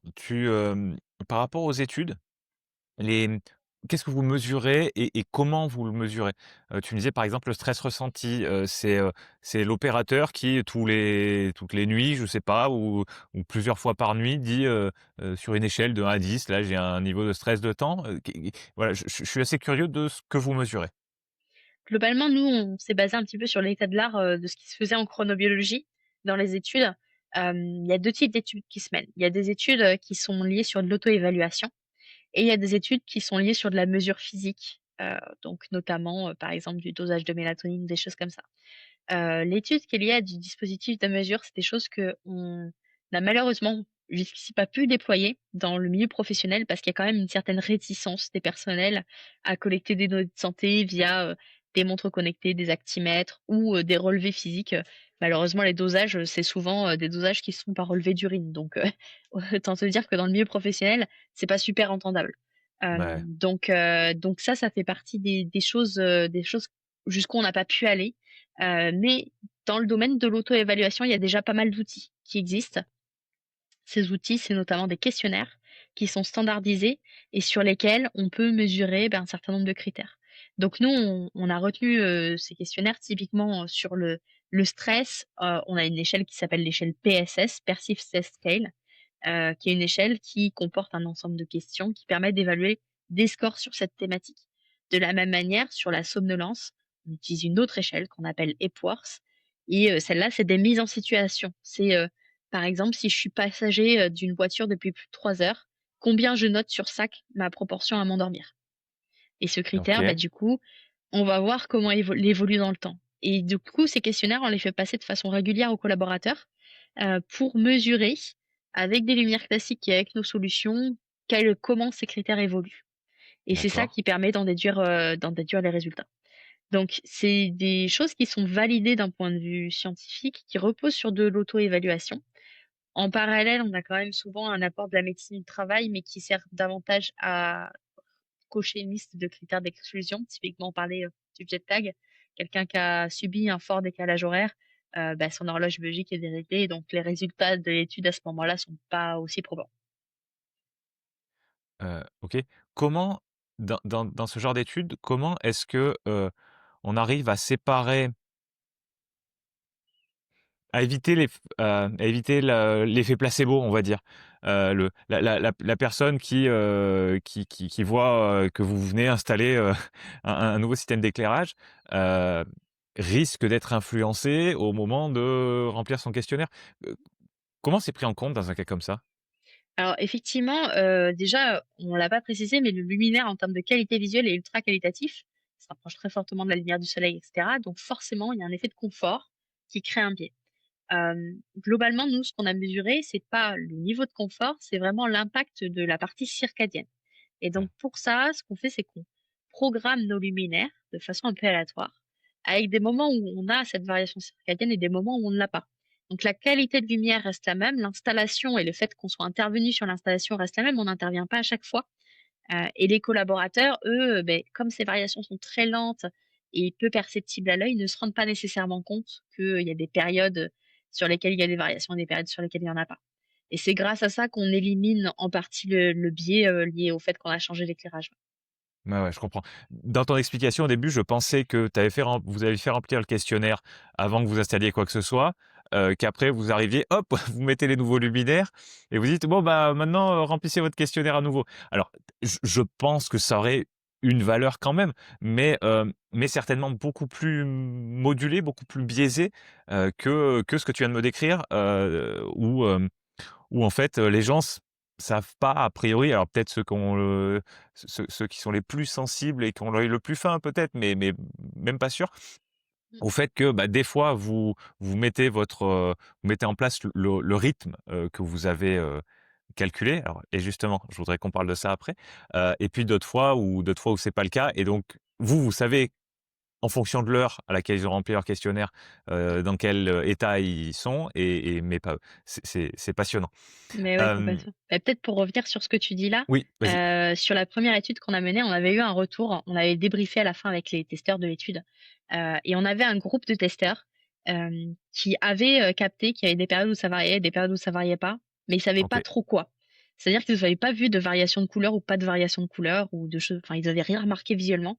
Par contre, ouais. le retour qu'ils nous ont fait, c'est: «On s'est douté qu'il y avait une sorte de rythmicité parce que il y a des semaines, on se retrouvait à la machine à café, tout le monde était en train de tirer la gueule, tout le monde avait mal dormi, alors que la semaine d'avant, tout le monde allait bien.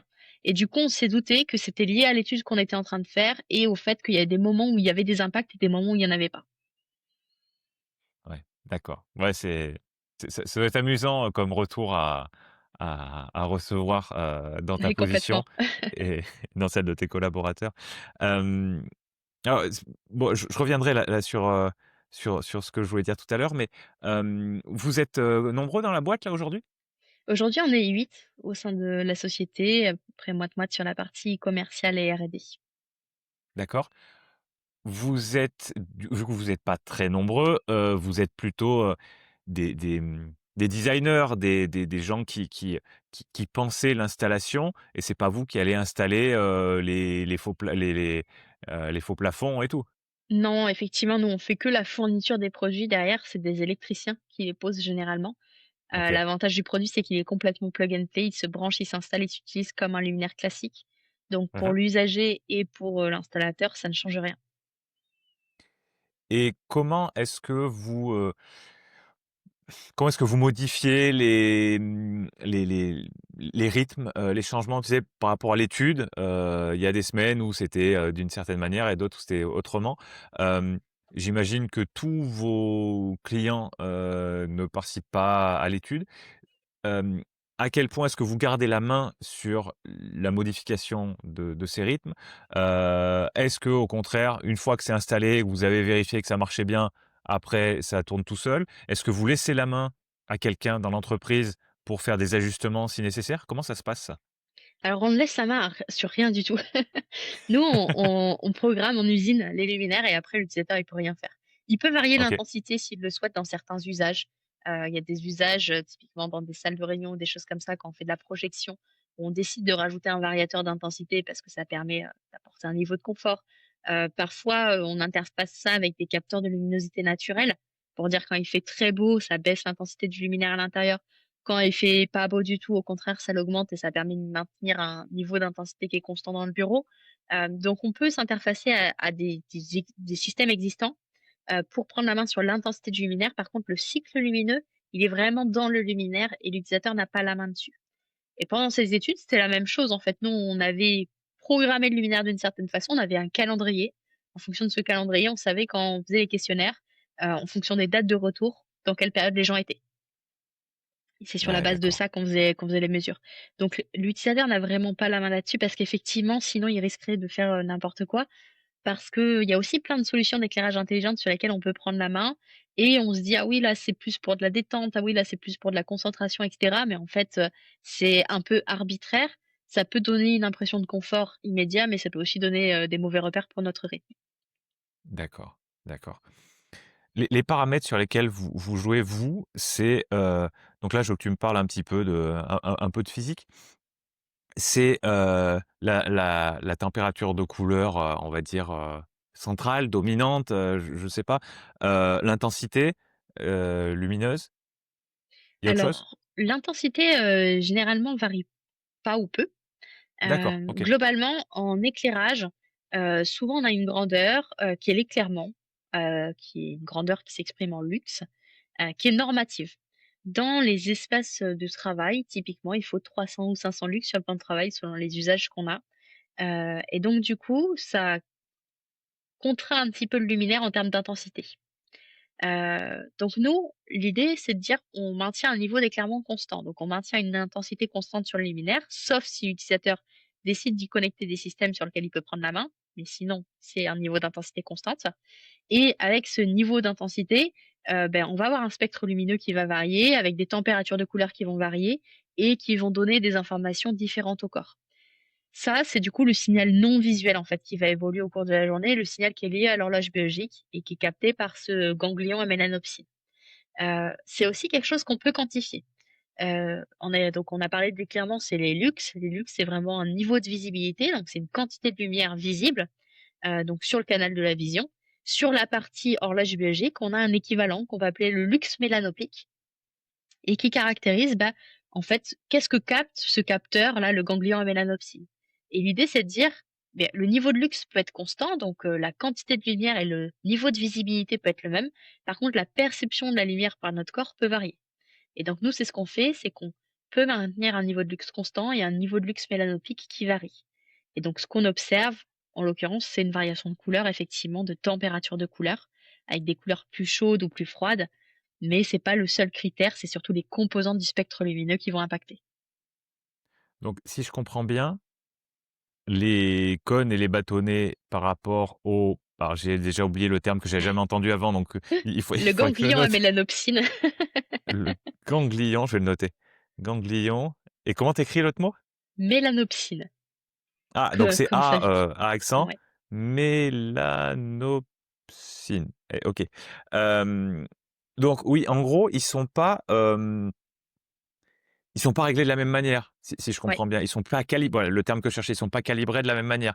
Dans le exactement. sens où, en fonction des longueurs d'onde dominantes, des longueurs d'onde qui sont dans ton spectre, hem, tu peux être toujours à 300 lux, mais par rapport à tes ganglions à mélanopsine, lui, qu'il ait l'impression que tu es, Que 50 tu es lux. à 50 lux mélanopiques, ouais, exactement. Voilà, OK, d'accord. En fait, Alors tout effectivement, à s'il y a pas pardon, beaucoup vas-y. d'informations dans la plage de réception de ce capteur, hein, comme un capteur de caméra, il y voit pas grand-chose et donc du coup, il a pas beaucoup d'informations. D'accord. Pendant que tu me parlais tout à l'heure, tu as peut-être vu passer mon portable. J'ai un luxmètre sur le portable, OK? heu J'ai le même. et du coup ah bon? Et du coup, je l'ai posé là je l'ai posé sur, bah, tiens, sur ma feuille où et là, il est à 277, donc c'est pas mal. C'est pas trop mal, ouais. Généralement, alors la norme européenne, il y a une norme, c'est la norme NF-EN 124-64-1, exactement. Elle décrit l'éclairage, selon les typologies de secteurs. Donc il y a, les bureaux, il y a, les magasins, il y a plein de choses là-dedans. Si on caractérise les bureaux, qui est, globalement la situation la plus courante auquel nous on est exposés, cette norme a dit qu'il faut 500 lux sur le plan de travail. Mais dans la plupart des applications, 500 c'est beaucoup. Pourquoi? Parce qu'en fait, on a d'autres sources d'éclairage, des écrans et cetera, et que du coup notre œil, il a d'autres sollicitations. La médecine du travail, elle a émis des préconisations qui détaillent selon l'activité et pour du travail de bureau avec ordinateur, on est plutôt à 300 lux en recommandation. Donc on n'est pas conforme à ce que dit la norme, mais c'est la recommandation qui est faite, et typiquement, un autre exemple qui est assez parlant, si on parle demain de faire de l'horlogerie, ça a des il faut faire des toutes petites choses, très précises, avec un haut niveau de concentration et de visibilité et du coup, on est sur des niveaux de luxe beaucoup plus élevés d'après la préconisation. D'accord. De tu as l'ordre de grandeur du beaucoup plus? On C'est va être genre au-dessus des 1000, 1000 lux, ouais. OK, OK. Une autre question qui me vient par rapport à l'éclairement, d'un bureau, par exemple. Est-ce que, est-ce que vous travaillez aussi sur, le type de lumière dans le sens, lumière plutôt spot, plutôt diffuse, à quel point est-ce que ça a un impact, ce genre de choses? Alors ça a un impact. Nous, aujourd'hui, on n'a pas une gamme très large de produits, donc on adresse principalement du pavé LED sur l'éclairage du bâtiment ou sur l'éclairage d'appoint, donc la lampe à poser et le lampadaire, mais effectivement, ça a un impact. Typiquement, le lampadaire de bureau, c'est un format qui permet d'éclairer en direct vers le bas, mais aussi en indirect vers le haut, vers les plafonds. En indirect, c'est beaucoup moins éblouissant. Donc pour certaines, personnes très photosensibles ou avec des troubles de la vision, ça peut avoir un intérêt fort. Donc voilà, il y a plein de spécificités, sur les sources d'éclairage. Globalement aujourd'hui, souvent elles sont plus, orientées dans une notion de design. On met du spot pour définir des circulations, on met des pavés pour définir les espaces de travail. Souvent, on a beaucoup cette notion. On met du luminaire un peu plus design ou suspendu dans les salles de réunion, voilà. Donc, en fait, il y a une autre, notion que vraiment le luminaire en lui-même, derrière qui est, vraiment une notion architecturale du bâtiment. Mais ceci dit, on prend des pavés LED, 2 pavés LED ne sont pas comparables ni en termes de performance, ni en termes de performance, que ce soit lumineuse ou énergétique, ni en termes de confort, ni en termes d'effets visuels à la fin. Il y a plein de gens qui se plaignent des pavés LED dans les bureaux parce qu'ils trouvent ça agressif. C'est pas le cas de tous, c'est juste que c'est des pavés LED qui ne sont pas suffisamment qualitatifs pour l'application. Mmh. D'accord, je comprends. Bon, je te pose cette question parce que moi je suis un gros amateur de lumière, j'ai fait pas mal d'optique, en montant aussi, et plus récemment, je fais de la photo où j'essaye de bien contrôler ma lumière. Moi, j'aime cette esthétique, tu vois? Avec, avec la lumière un peu précise. Mmh. Heu et mais je comprends que ce soit pas le cas dans la nature. Dans la nature, on est sous le soleil. Alors si on peut, un jour où on a un soleil bien franc, si on passe, sous un arbre, il y a un gros contraste, assez rapidement. Mais, mais je suis pas sûr que ce soit trop le cas habituellement. Donc je me dis que ce qui va être peut-être plus naturel, c'est justement d'avoir peu de contraste. Qui dit peu de contraste, dit lumière plus diffuse, que lumière, très focalisée. C'est voilà, c'est pour ça que je me demandais, vous, ce que vous faisiez. Donc tu me dis: «Oui, nous, on est plutôt sur des pavés Ouais. LED, donc de la lumière relativement diffuse, quoi». Sur les espaces de travail, on va plutôt généralement être sur de la lumière diffuse, sauf pour, des applications de précision où là, on a de la lumière, très, voilà, très centrée sur l'objet ou la tâche qu'on effectue. Mais, effectivement, généralement, on est plutôt sur des lumières qui sont diffuses et qui vont éclairer l'espace. D'ailleurs, la fameuse norme européenne, elle donne un niveau d'éclairement sur les postes de travail, mais pas que. Et un des critères, c'est les niveaux environnants pour garantir qu'il y ait pas de limitations visuelles importantes, donc on ait quelque chose d'assez uniforme dans les pièces. Ouais, d'accord, donc justement, pas trop de contraste. Pas trop de contraste de lumière, ouais, exactement. Mmh, d'accord, d'accord. Bien, bon, je trouve ça passionnant le côté lumière de base et après le lien avec la santé, avec le rythme, les rythmes biologiques. Hem, est-ce que tu peux m'expliquer toi, comment t'en es venu là? Donc tu nous as dit que tu avais travaillé, à la fin de ton c'était quoi? C'était ton stage de fin d'études du coup d'ingénieur, sur la chronobiologie, l'impact de la lumière? Alors en fait, moi, pendant mes études d'ingénieur, j'ai suivi une filière entrepreneuriale dans lequel j'ai choisi un sujet qui était, l'éclairage, et l'idée c'était, bah, d'essayer de monter un projet autour de ça, et c'est au travers, d'interviews de personnes pour, comprendre un petit peu, bah, leurs problématiques sur ce sujet que je suis arrivée sur l'éclairage des espaces de travail, qui est quand même quelque chose sur lequel il y a beaucoup de plaintes. C'est souvent une gêne, c'est souvent de l'inconfort, mais par contre, il y a pas vraiment de solution et c'est quand même quelque chose d'indispensable. Et moi, de par, bah, du coup, mes connaissances, parce que, bah, j'étais en école d'ingénieur spécialisée dans l'optique, je savais que la lumière, ça avait un impact sur la santé. J'ai fait des recherches complémentaires sur le domaine de la chronobiologie pour comprendre un peu plus justement les mécanismes, comment ça impacte, les capteurs de l'œil, le fonctionnement, vis-à-vis des spectres lumineux et cetera. Et je me suis rendu compte qu'en fait, c'était une problématique qui était pas adressée alors que, bah, à mon sens, elle était plutôt évidente, mais que sur le marché, il y avait pas forcément de solution. On parlait déjà un petit peu de circadien, d'éclairage circadien, mais le circadien, ça se limitait beaucoup et ça se limite encore beaucoup aujourd'hui malheureusement à de la variation de couleurs. On fait orange le matin, on fait blanc la journée, on fait orange le soir. Mais ça garantit rien du tout, ça garantit pas qu'on a les bons signaux pour le capteur de l'œil, ça garantit pas qu'on donne les bons repères à notre corps et ça garantit pas que notre horloge biologique, elle est bien régulée. et donc c'est pour ça que j'ai décidé, ouais, de travailler là-dessus. C'est en fait, finalement, bah, ce que fait, un autre nom qu'on pose sur l'éclairage, c'est de l'éclairage biomimétique. C'est-à-dire que, beh, la nature, elle fait ça naturellement. Pourquoi on s'inspire pas de ça dans les éclairages qu'on met dans nos bureaux, quoi? Mmh. Et plus en amont encore, qu'est-ce qui t'a, attiré vers l'optique? Est-ce que tu te rappelles? J'ai toujours aimé la lumière, voilà, mais je sais pas exactement pourquoi. J'ai toujours aimé, bah, aller voir les décorations de Noël. J'ai toujours, aimé tout ce qui était lumineux, de manière générale, et je suis partie, bah, dans cette école un petit peu, bah, sur cette base-là. Et j'y ai découvert plein de choses assez diverses et variées, hein, sur le secteur, hein. J'ai travaillé sur des lasers, comme sur de la mécanique quantique, comme sur de la photométrie. Mais effectivement, je trouvais que, bah, les sujets de l'éclairage, c'est un sujet très parlant parce que c'est un sujet qui est très concret dans nos applications quotidiennes, quoi. Ouais. Ouais, c'est clair, c'est clair que, sans lumière, enfin, je sais pas, faudrait parler à un historien, mais l'impact, de la lumière au-delà de la bougie.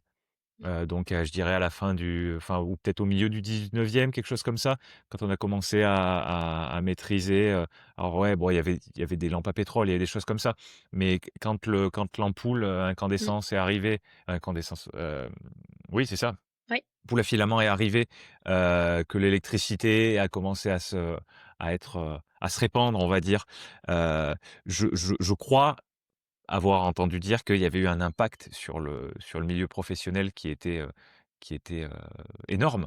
Hem et c'est vrai qu'aujourd'hui, donc tu disais dans les lieux où il y a pas beaucoup de lumière naturelle, même en journée et encore plus pour le travail de nuit qui est, pas négligeable. Est-ce que tu as une idée d'ailleurs du pourcentage de travailleurs en France, qui, travaillent de nuit sur le nombre total? alors c'est assez important parce qu'en fait, le travail de nuit, c'est une définition un peu large. Ça concerne tout le travail, entre 22 heures et 6 heures du matin. OK, Donc en fait, il y a beaucoup de professions que ça peut concerner, et globalement, je crois que le pourcentage, c'est aux alentours des 12% de la population qui OK, est concernée OK. par ces types d'horaires à un moment de sa vie. Mmh. Ouais, Donc une c'est pas personne sur négligeable. 8, c'est Ouais. pas du tout négligeable, ouais, c'est sûr. Et donc là, tu dis 22 heures à 6 heures du matin, mais, hem, bon, en plein été, c'est pas pareil, mais sur une bonne partie de l'année, on va dire, automne-hiver, principalement, on a une durée du jour qui est quand même assez réduite. Mmh. Les horaires de travail ne s'adaptent pas à ça. C'est-à-dire qu'on on, si on travaille 7 heures, je sais plus ce que c'est la norme, mais 7h20 7h20 par jour, au mois de juin, on va quand même travailler 7h20 au mois de décembre Ouais, et donc la durée de travail dans la nuit quoi, elle explose et ouais. donc travail de nuit 22 heures à 6 heures, mais en fait, travail de nuit, sur une bonne partie de l'année je sais pas, de 17 heures ou quelque chose comme ça jusqu'à 9 heures du matin ou voilà. Donc ça concerne beaucoup de monde de travailler dans des Ouais, conditions, de faible éclairement. Donc c'est vrai qu'on complètement. peut s'imaginer que cet impact-là de l'éclairage, il est extrêmement important, plus suivant les saisons, ce qu'on disait au tout début. Mais voilà, les jours où il fait pas beau, toi je crois que tu es plutôt dans le sud, donc peut-être que tu es un peu meilleur. Mais, là où il y a b un endroit où il y a beaucoup de travailleurs, c'est à Paris. Je suis pas sûr que ce soit l'endroit le plus ensoleillé même ne serait-ce Non. que de France, quoi. Effectivement, alors il y a ce critère-là et il y a des périodes de l'année comme, l'hiver. En fait, l'idée, c'est surtout de se dire, bah, le plus gros risque, c'est pas qu'on travaille de 17 à 18 et qu'il fasse nuit. C'est qu'on arrive le matin au travail, il fasse nuit et on repart du travail le soir, il fasse nuit. Parce que si tant est qu'on a un poste plutôt sédentaire et qu'on sort pas beaucoup pendant la journée et qu'on s'expose pas beaucoup à la lumière naturelle, en fait, on ne profite quasiment jamais. Et donc, Heu, c'est aussi pour ça qu'il y a des dépressions saisonnières et qu'il y a des arrêts ouais, maladie plus fréquents l'hiver que l'été. Parce qu'en fait, on se coupe de ce critère-là et comme tu le dis, nos périodes de travail sont très longues, beh, en l'occurrence, quand plus la période de travail est longue, plus, sur certaines périodes, on voit plus trop le jour, quoi. Parce qu'on est et beaucoup à ouais, l'intérieur des bâtiments.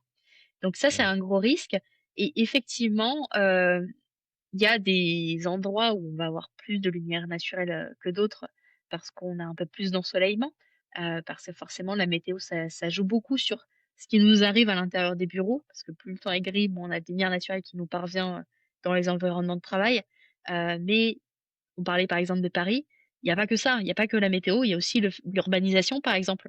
Ouais. Quand je travaille, en pied d'immeuble, et qu'en face de moi j'ai une tour, de 4 étages, j'ai plus beaucoup d'accès à la lumière naturelle, et ça, c'est des situations qu'on voit très fréquemment, qu'on considère comme du premier jour, à savoir, moins de 6 mètres d'une fenêtre, parce qu'on a mis une grande baie vitrée ou on a mis une fenêtre donc nickel, on a une vue sur l'extérieur et cetera. Mais la vue sur l'extérieur, elle a pas le même impact qu'on voit un paysage avec une forêt ou qu'on voit un immeuble en face de soi, et l'apport de lumière naturelle, il a pas le même impact à travers une fenêtre de la même taille, qu'on ait un vis-à-vis en face ou qu'on ait une vue dégagée. Donc il y a plein de critères qui rentrent en compte là-dedans et effectivement la météo en est un, mais pas que, ouais. Ouais. Ouais, non, c'est vrai, c'est très intéressant ce que tu dis dans un environnement très urbanisé. Effectivement, la personne qui va être dans son penthouse, au 20e étage, elle devrait être tranquille et ceux qui sont au rez-de-chaussée ou ou en sous-sol, voilà, on n'est pas tous égaux, là-dessus et c'est vrai que, j'imagine qu'on n'a pas toujours, conscience au point où c'est le cas, quoi. On en a même aussi carrément pas trop conscience aujourd'hui, hein, de ces sujets-là. Il y a plein de Ouais. petites choses, qui émergent, là-dessus. On Plus ça va, plus on prend conscience de ces problématiques, mais ça reste des choses qui sont pas très connues, ouais. Mmh, d'accord. Est-ce que par rapport à ces questions de chronobiologie, bon, c'est un terme qui parle pas à l'immense majorité des gens, j'imagine, mais de l'impact de la lumière sur notre, vie au sens large du terme, est-ce qu'il y a des clichés, que tu aimerais démonter? Ou au contraire des choses où les gens se disent: «Ouais, bah, moi je pense que c'est ça», mais sans trop savoir pourquoi et qu'en fait tu confirmes? Oui, toi qui t'es vraiment intéressé au sujet, tu confirmes que ce que la majorité des gens pensent, c'est vrai. Donc, dans un sens ou dans l'autre, les 2 m'intéressent. Alors moi, je pense que c'est pas forcément un préjugé parce qu'il y a du vrai et du faux là-dedans, mais il y a quand même beaucoup de préjugés autour, on va dire. Un truc qu'on me dit souvent, c'est: «Ah oui, mais la lumière bleue, c'est dangereux». Et effectivement, il y a ce truc-là où on dit que la lumière bleue, c'est dangereux. Hem, on sait pas trop pourquoi, on sait pas trop comment, mais on se dit qu'il faut s'en protéger et généralement, quand on parle d'éclairage circadien et qu'on dit que l'horloge biologique, elle est régulée par du bleu et que du coup, on a du bleu dans nos lumières, ça peut dresser un petit signal d'alerte chez certaines personnes, à cause de ça. En fait, ce qu'il faut comprendre, c'est que dans le spectre lumineux, il est défini par ce qu'on appelle des longueurs d'onde. Les longueurs d'onde, c'est inversement proportionnel à la fréquence et donc les lumières bleues sont les lumières qui ont les plus courtes longueurs d'onde, qui ont les fréquences les plus élevées, donc qui sont les plus énergétiques et c'est pour ça qu'on dit que c'est dangereux parce que c'est les lumières les plus énergétiques, donc potentiellement, c'est celles qui impactent le plus notre œil. Maintenant, il y a quand même, des choses qui sont vraies et qui sont fausses là-dedans.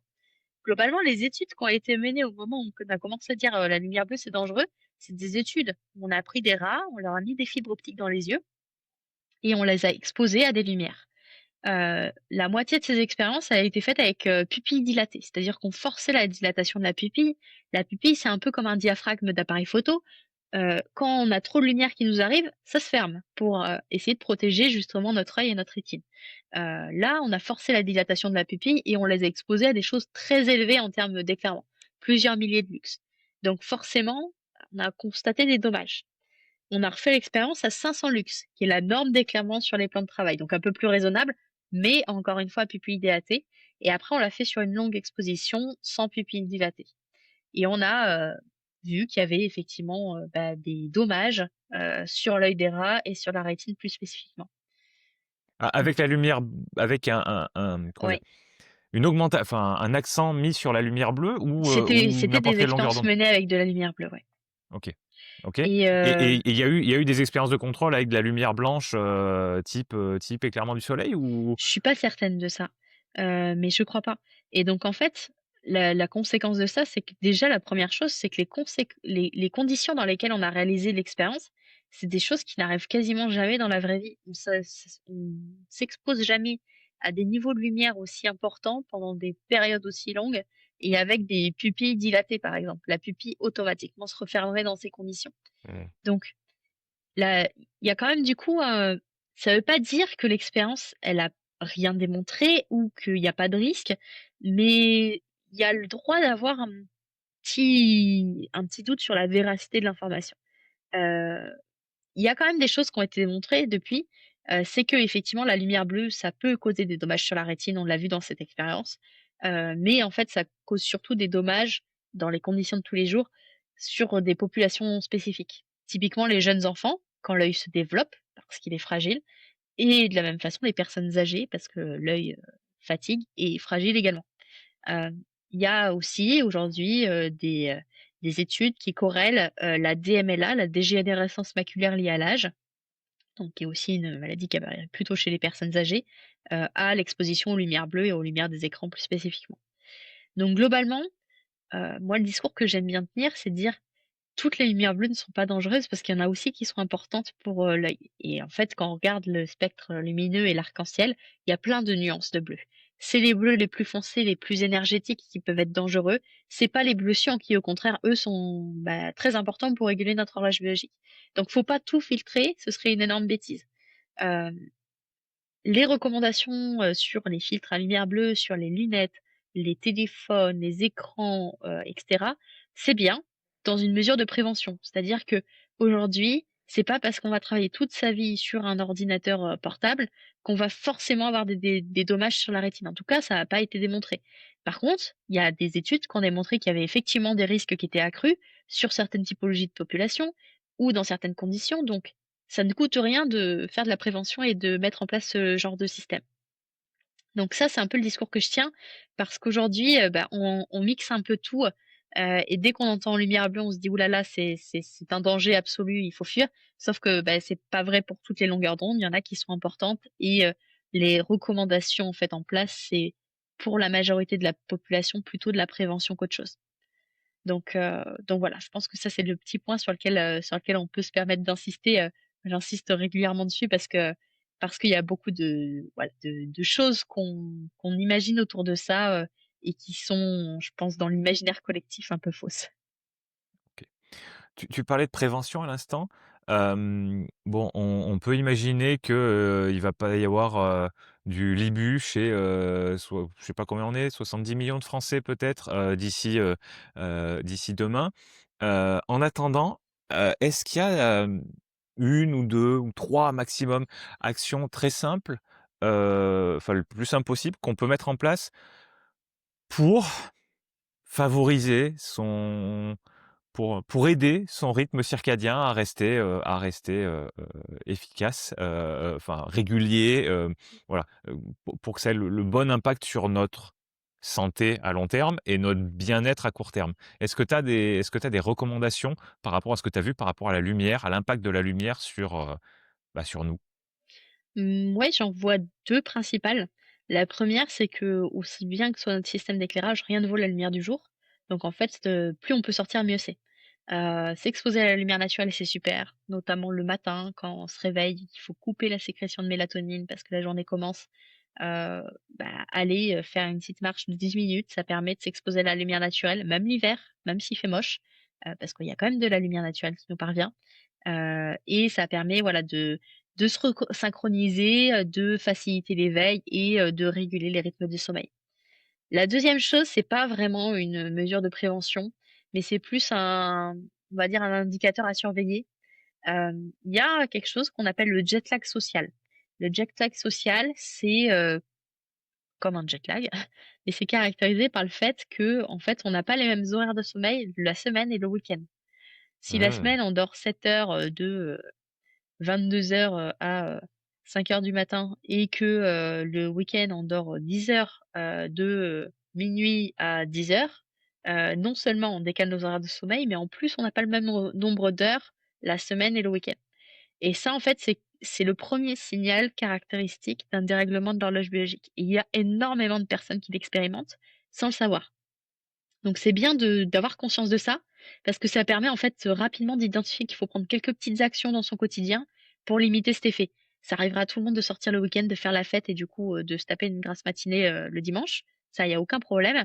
Par contre, si c'est quelque chose de récurrent, qui intervient sans condition externe, sociale ou autre, et où on constate tout le temps, qu'on dort plus le week-end que la semaine et pas sur les mêmes horaires, c'est caractéristique d'une dette de sommeil pendant la semaine. Ça veut dire qu'on n'a pas assez dormi et donc dans ces cas-là, faut essayer, bah, par exemple, de se coucher plus tôt Et si la problématique souvent, c'est qu'on se couche pas forcément trop tard, mais qu'on tarde à trouver le sommeil, bah, il y a des recommandations assez simples à mettre en place, comme couper les écrans 2 heures avant le coucher, essayer de favoriser des activités qui vont plutôt aller vers de la détente comme la lecture, détente et sans écran, bien sûr.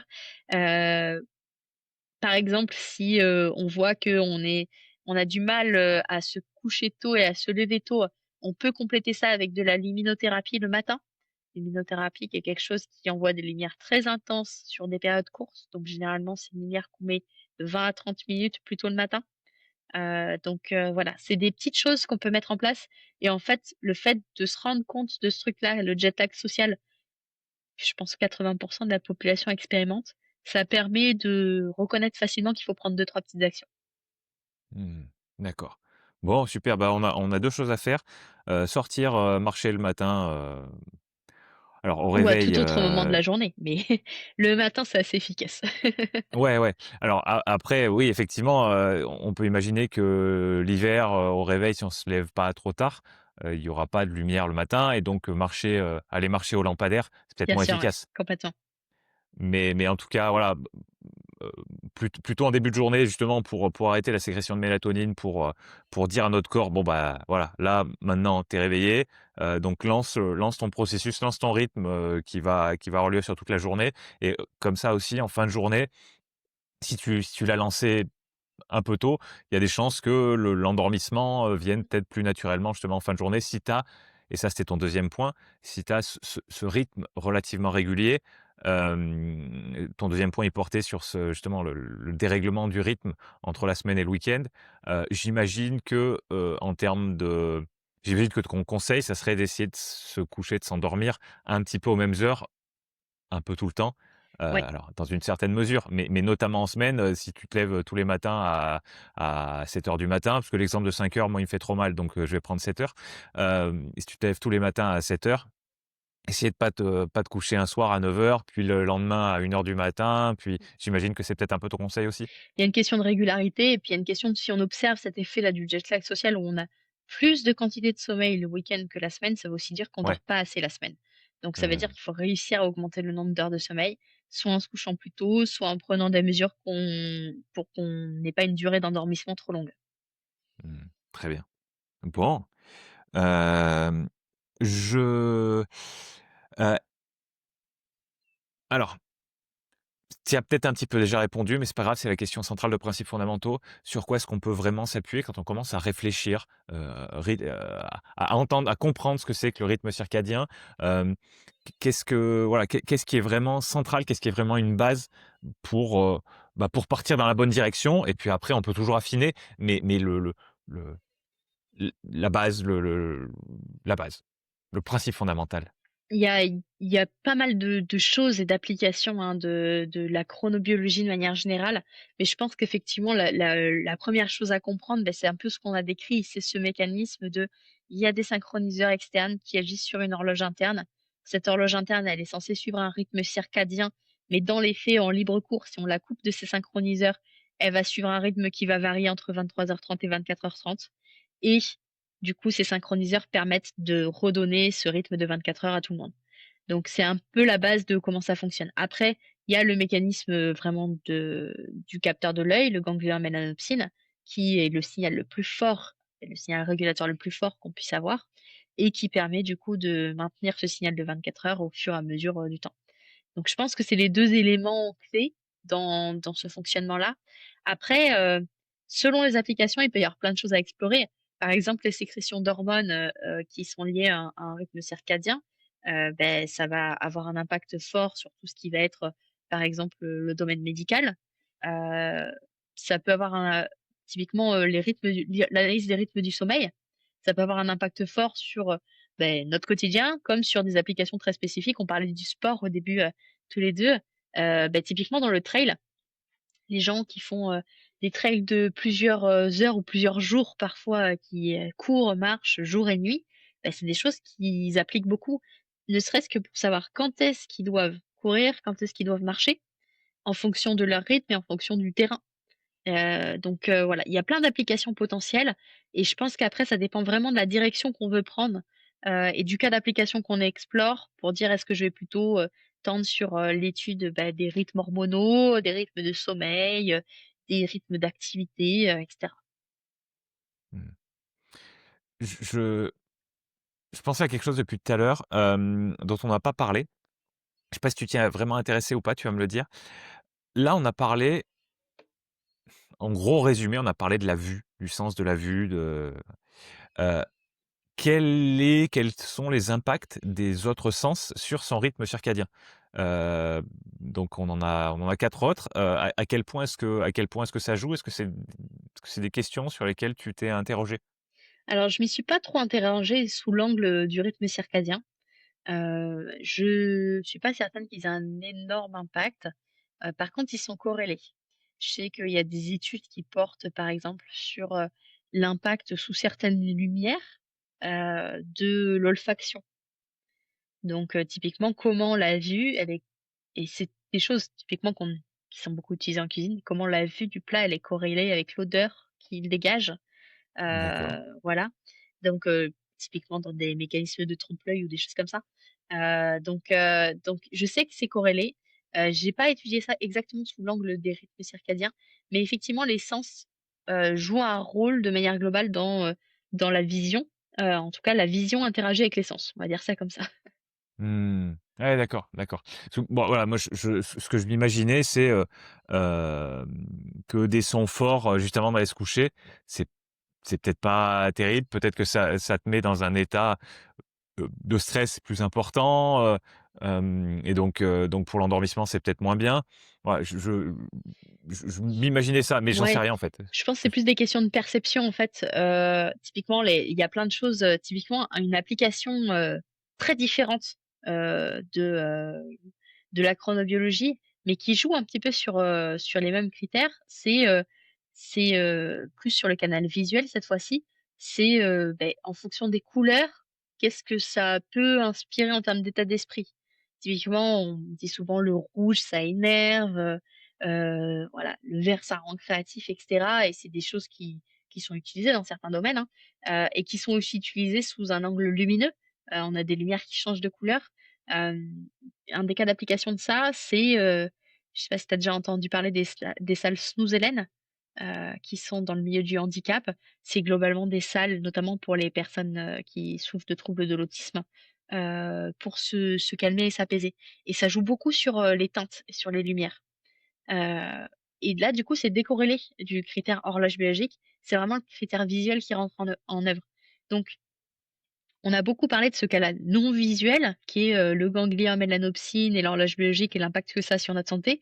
Mais il faut pas oublier là-dedans que le canal visuel a aussi un rôle, et qui joue de manière globale sur notre perception du monde et sur notre bien-être. Mmh. Ouais, intéressant. Il y a une profondeur, il y a une complexité, qui est passionnante et qui mériterait qu'on continue de s'y intéresser très longtemps à ce genre de sujet parce que voilà, moi je trouve ça fascinant.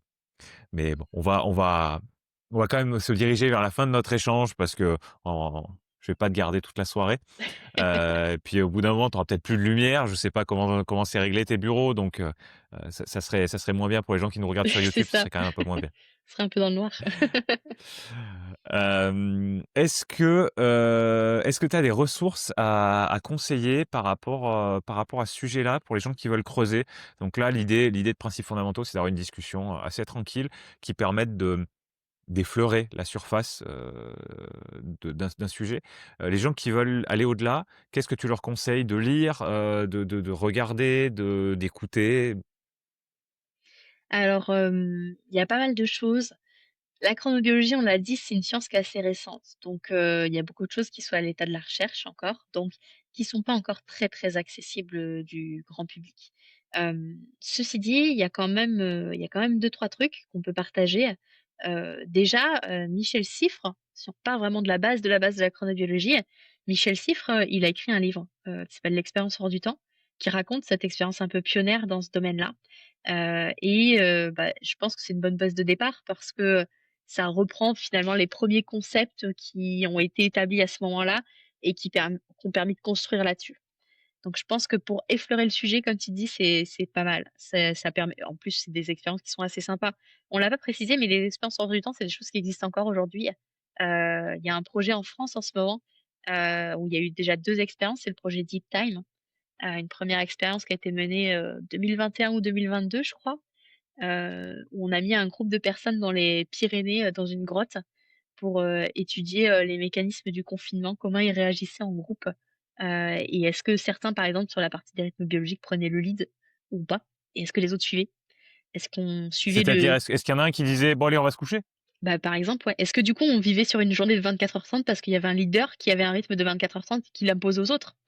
Donc c'est assez marrant et il y en a une deuxième qui a été réalisée là, il y a quelques mois de ça, sur, un tout autre aspect qui était, des artistes qui sont allés pareil dans une grotte et qui ont dû construire, une œuvre, hors du temps pour, voir, l'étude des mécanismes de la créativité. Donc voilà, c'est une expérience assez pionnière et comme c'est des choses qui existent encore aujourd'hui, ça permet de raccrocher des informations un peu plus récentes. Donc je Mmh. trouve ça assez sympa. Après dans les contenus, on va dire un peu plus poussés, c'est vite quelque chose qui rentre dans le domaine de la recherche, la chronobiologie. Ceci dit, moi je trouve que le site de l'INSERM, il est plutôt bien fait sur ces sujets-là et il y a pas mal de choses assez didactiques, des petites vidéos, qui permettent d'expliquer notamment les mécanismes de base de l'horloge biologique. Donc je pense que pour des gens qui voudraient creuser, ça peut être une bonne ressource. Mmh, d'accord. Si tu as des liens que tu peux nous partager, on les mettra dans les notes d'épisode. Ouais. Donc, sur YouTube, c'est juste en dessous, hein, vous avez un peu l'habitude, je pense. Et sur les plateformes de podcast, pareil, pas loin du lecteur. Je ça ça me tes expériences là dont tu parlais assez récentes, ça m'évoque quelque chose. Je crois qu'il y a quelque temps, j'ai vu une ou plusieurs vidéos, sur YouTube de quelqu'un qui va dans une espèce de cave, je dirais, et qui va passer, je sais pas, je me rappelle plus la durée, plusieurs jours, 2, 3, 5 jours, dans le noir complet, dans le silence complet. Par contre, la différence, c'est que lui était isolé, la personne était toute seule. Hem et alors, trop longtemps, ça devient une absolue torture. Déjà, je pense que c'était un peu dur de s'adapter, mais voilà, la personne savait qu'elle sortait, au bout de quelque temps. Et alors, ça fait trop longtemps que j'ai vu la vidéo, mais je crois que c'était intéressant, mais ça mélangeait plusieurs choses. Ça mélangeait le noir, le silence, l'isolement. Hem, voilà, je crois que c'est les 3 paramètres. Et effectivement, la perception du temps était très différente pour la personne. Peut-être parce que c'était dur à vivre, parce que, parce qu'il y a pas de distraction, parce que voilà. Et peut-être à cause de ce manque de lumière et de ce manque de rythme. Je ne sais pas si tu as déjà vu ce genre de vidéo? Moi, j'avais trouvé ça assez fascinant à l'époque, et ça me là, j'y repense parce que, tu vois, par rapport au sujet dont tu me parles, j'y repense maintenant. Alors j'ai jamais vu, cette vidéo, par contre ça me fait penser un peu au sujet des chambres d'isolement dans le milieu psychiatrique. Où il y a des problématiques aussi de ce type, parce que c'est des endroits souvent on n'a pas de fenêtre. C'est des endroits où, on est isolé forcément parce qu'il y a pas d'interaction non plus, sociale à part avec, des soignants de temps en temps. Et c'est il y a plein de travaux qui sont menés sur le fait d'améliorer, ces endroits-là pour retirer un peu, cette sensation et effectivement, l'éclairage circadien, c'est quelque chose qui est un peu étudié sur ces problématiques, pour dire, on a essayé de redonner en fait une notion temporelle, parce que, rapidement, ce qui intervient, c'est une perte de repère. On sait plus si on est le jour, si on est la nuit, s'il faut dormir, s'il faut pas dormir. Voilà et comme en plus on est plongé tout le temps dans un environnement qui est similaire, voilà, on se rend plus compte. Ouais. Tiens, j'y pense, si pour X ou Y raison, on se retrouve dans une situation où, où l'accès à la lumière est un peu compliqué, ou est-ce que du coup, d'après ce que tu nous as dit tout à l'heure sur le rythme, entre 23h30 et 24h30, est-ce que le mieux, ça serait pas d'essayer d'écouter son corps, et de si on a envie d'aller dormir, on va dormir, si on a envie de manger, on va manger, et que n a priori, à part si on a un trouble, autre, Mmh. a priori, naturellement, on va se recaler. Alors peut-être en décalage avec la réalité extérieure, mais on va se recaler sur un rythme de 24 heures à peu près. Si tu vis tout seul, et que tu comptes pas ressortir un jour, fais ce que tu veux, tu vivras très bien à 24h30 ou à 23h30 ou à 24 heures selon le rythme de ton horloge interne. Ça posera aucun problème. S'il y a des paramètres sociaux, des gens avec toi, c'est beau tout de suite plus compliqué Mmh. et si, tu comptes ressortir un jour, tu risques de ressortir et vivre à l'inverse de ceux qui sont qui sont restés exposés, à ces synchroniseurs. Donc Ouais, en fait, ça a assez peu «d'importance» entre guillemets, dans le sens où ça aura pas d'impact sur tes sécrétions d'hormones et cetera. En tout cas, il y a pas d'effets, néfastes à ma connaissance qui ont été prouvés, si on vivait sur, un libre cours. Mais en fait, l'effet néfaste, il intervient souvent par un critère social. ouais, ouais, ouais. Ouais, qui de toute façon est a été codé, de la même manière Oui, que nos capteurs, dans les yeux étaient codés, dans notre ADN, dans notre évolution et donc effectivement, c'est très compliqué de séparer les 2, c'est séparer ce ça. qui est purement, physique et ce qui est, interaction et donc OK, je comprends très bien ce que tu veux dire. Hem, tu, est-ce que tu aurais aujourd'hui un appel à l'action, par rapport aux auditeurs? Ça peut être un truc pour toi, Manon, ça peut être un truc pour ton entreprise, Libu, ça peut être un truc complètement, autre, complètement, désintéressé, en j'imagine quelque chose par rapport au sujet dont on vient de parler. Si tu qu'est-ce que tu aimerais qu'on fasse, après avoir écouté cet épisode? Bah, si c'est un sujet qui vous parle et que vous vous considérez vous ne considériez pas avant, mais que vous considérez maintenant être mal éclairé dans votre quotidien et dans votre espace de travail, faut faire remonter la problématique, en fait, parce que c'est des sujets super méconnus. Je pense que la plupart des gens qui nous écoutent auront pas encore pris conscience avant d'avoir écouté cet épisode que dans leur quotidien, ils sont pas exposés aux bonnes lumières, ils ont pas le bon apport de lumière naturelle et ça peut avoir des conséquences sur leur santé qu'ils sous-estiment. Mais en fait, avec le fait, de faire de la sensibilisation autour de ces sujets, c'est quelque chose dont on se rend compte assez rapidement. Moi, quand je vais dans des bureaux et que je vois la lumière allumée à midi, je me rends vite compte qu'il y a un problème. C'est que les gens, ils ont pas suffisamment de lumière naturelle. Quand, je vais dans un bureau, de, télésurveillance et que les mecs, ils ont mis des capteurs sur les détecteurs, qui permettent d'allumer et d'éteindre la lumière parce qu'ils veulent pas que ça s'allume, on se rend bien compte qu'il y a un problème. C'est des petites choses, simples. Quand on voit des gens qui collent des feuilles sur leur néon pour, filtrer la lumière, c'est qu'il y a un problème avec l'éclairage. C'est des choses assez bateaux, mais qu'on croise hyper fréquemment dans la vie de tous les jours. Donc si vous vous rendez compte qu'il y a une problématique, faites remonter cette problématique aux gens qui s'occupent des locaux, aux gens qui sont décideurs, orientez-les vers des solutions parce qu'il y a une méconnaissance du problème, mais il y a aussi une méconnaissance des solutions en face. Aujourd'hui, l'éclairage Mmh. circadien, c'est quelque chose dont on parle encore peu. Les décideurs en entreprise, les gens qui s'occupent de la gestion des bâtiments et cetera, ils ont pas forcément connaissance de ce sujet-là et du coup, ils peuvent avoir identifié la problématique mais pas avoir de solution, comme ils peuvent ne pas avoir identifié la problématique parce qu'ils la vivent pas tous les jours ou pas dans les mêmes conditions que vous et du coup, pas mettre de solution en face non plus.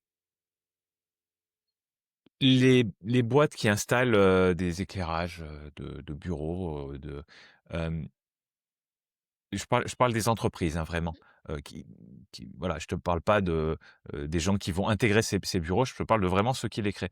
Aujourd'hui, est-ce qu'il y en a beaucoup qui ont conscience de l'importance de ça? Ou est-ce que, vous êtes vraiment très pionniers avec les buts il y a peut-être d'autres boîtes en France, hein, mais pour le moment, ça reste vraiment une minorité?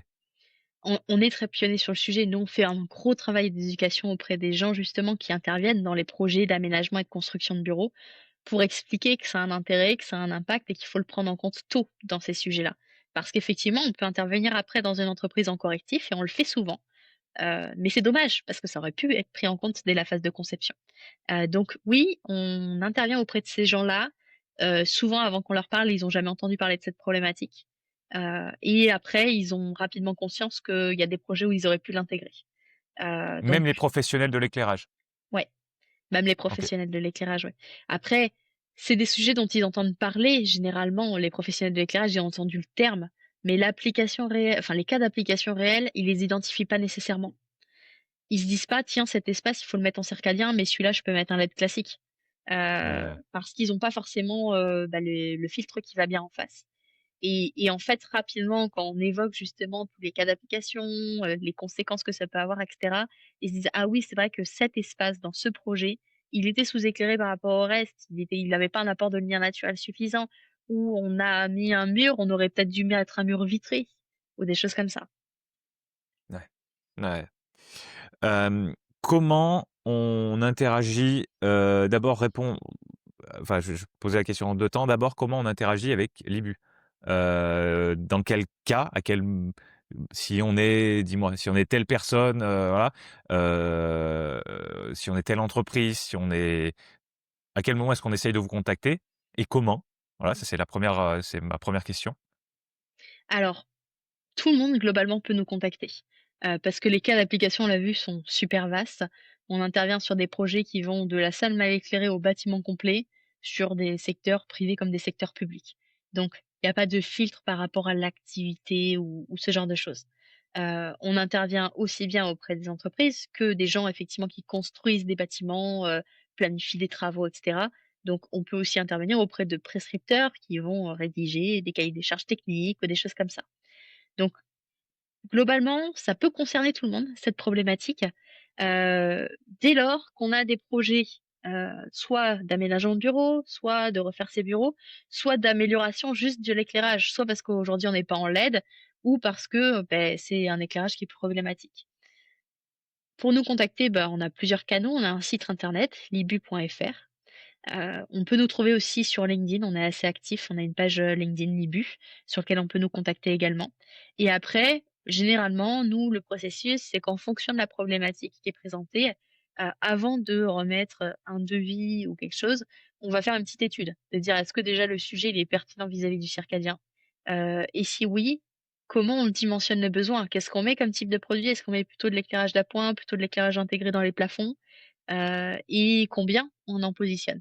Ça, c'est et pour le respect des normes et pour le fait qu'il y a un niveau de confort assuré pour l'utilisateur.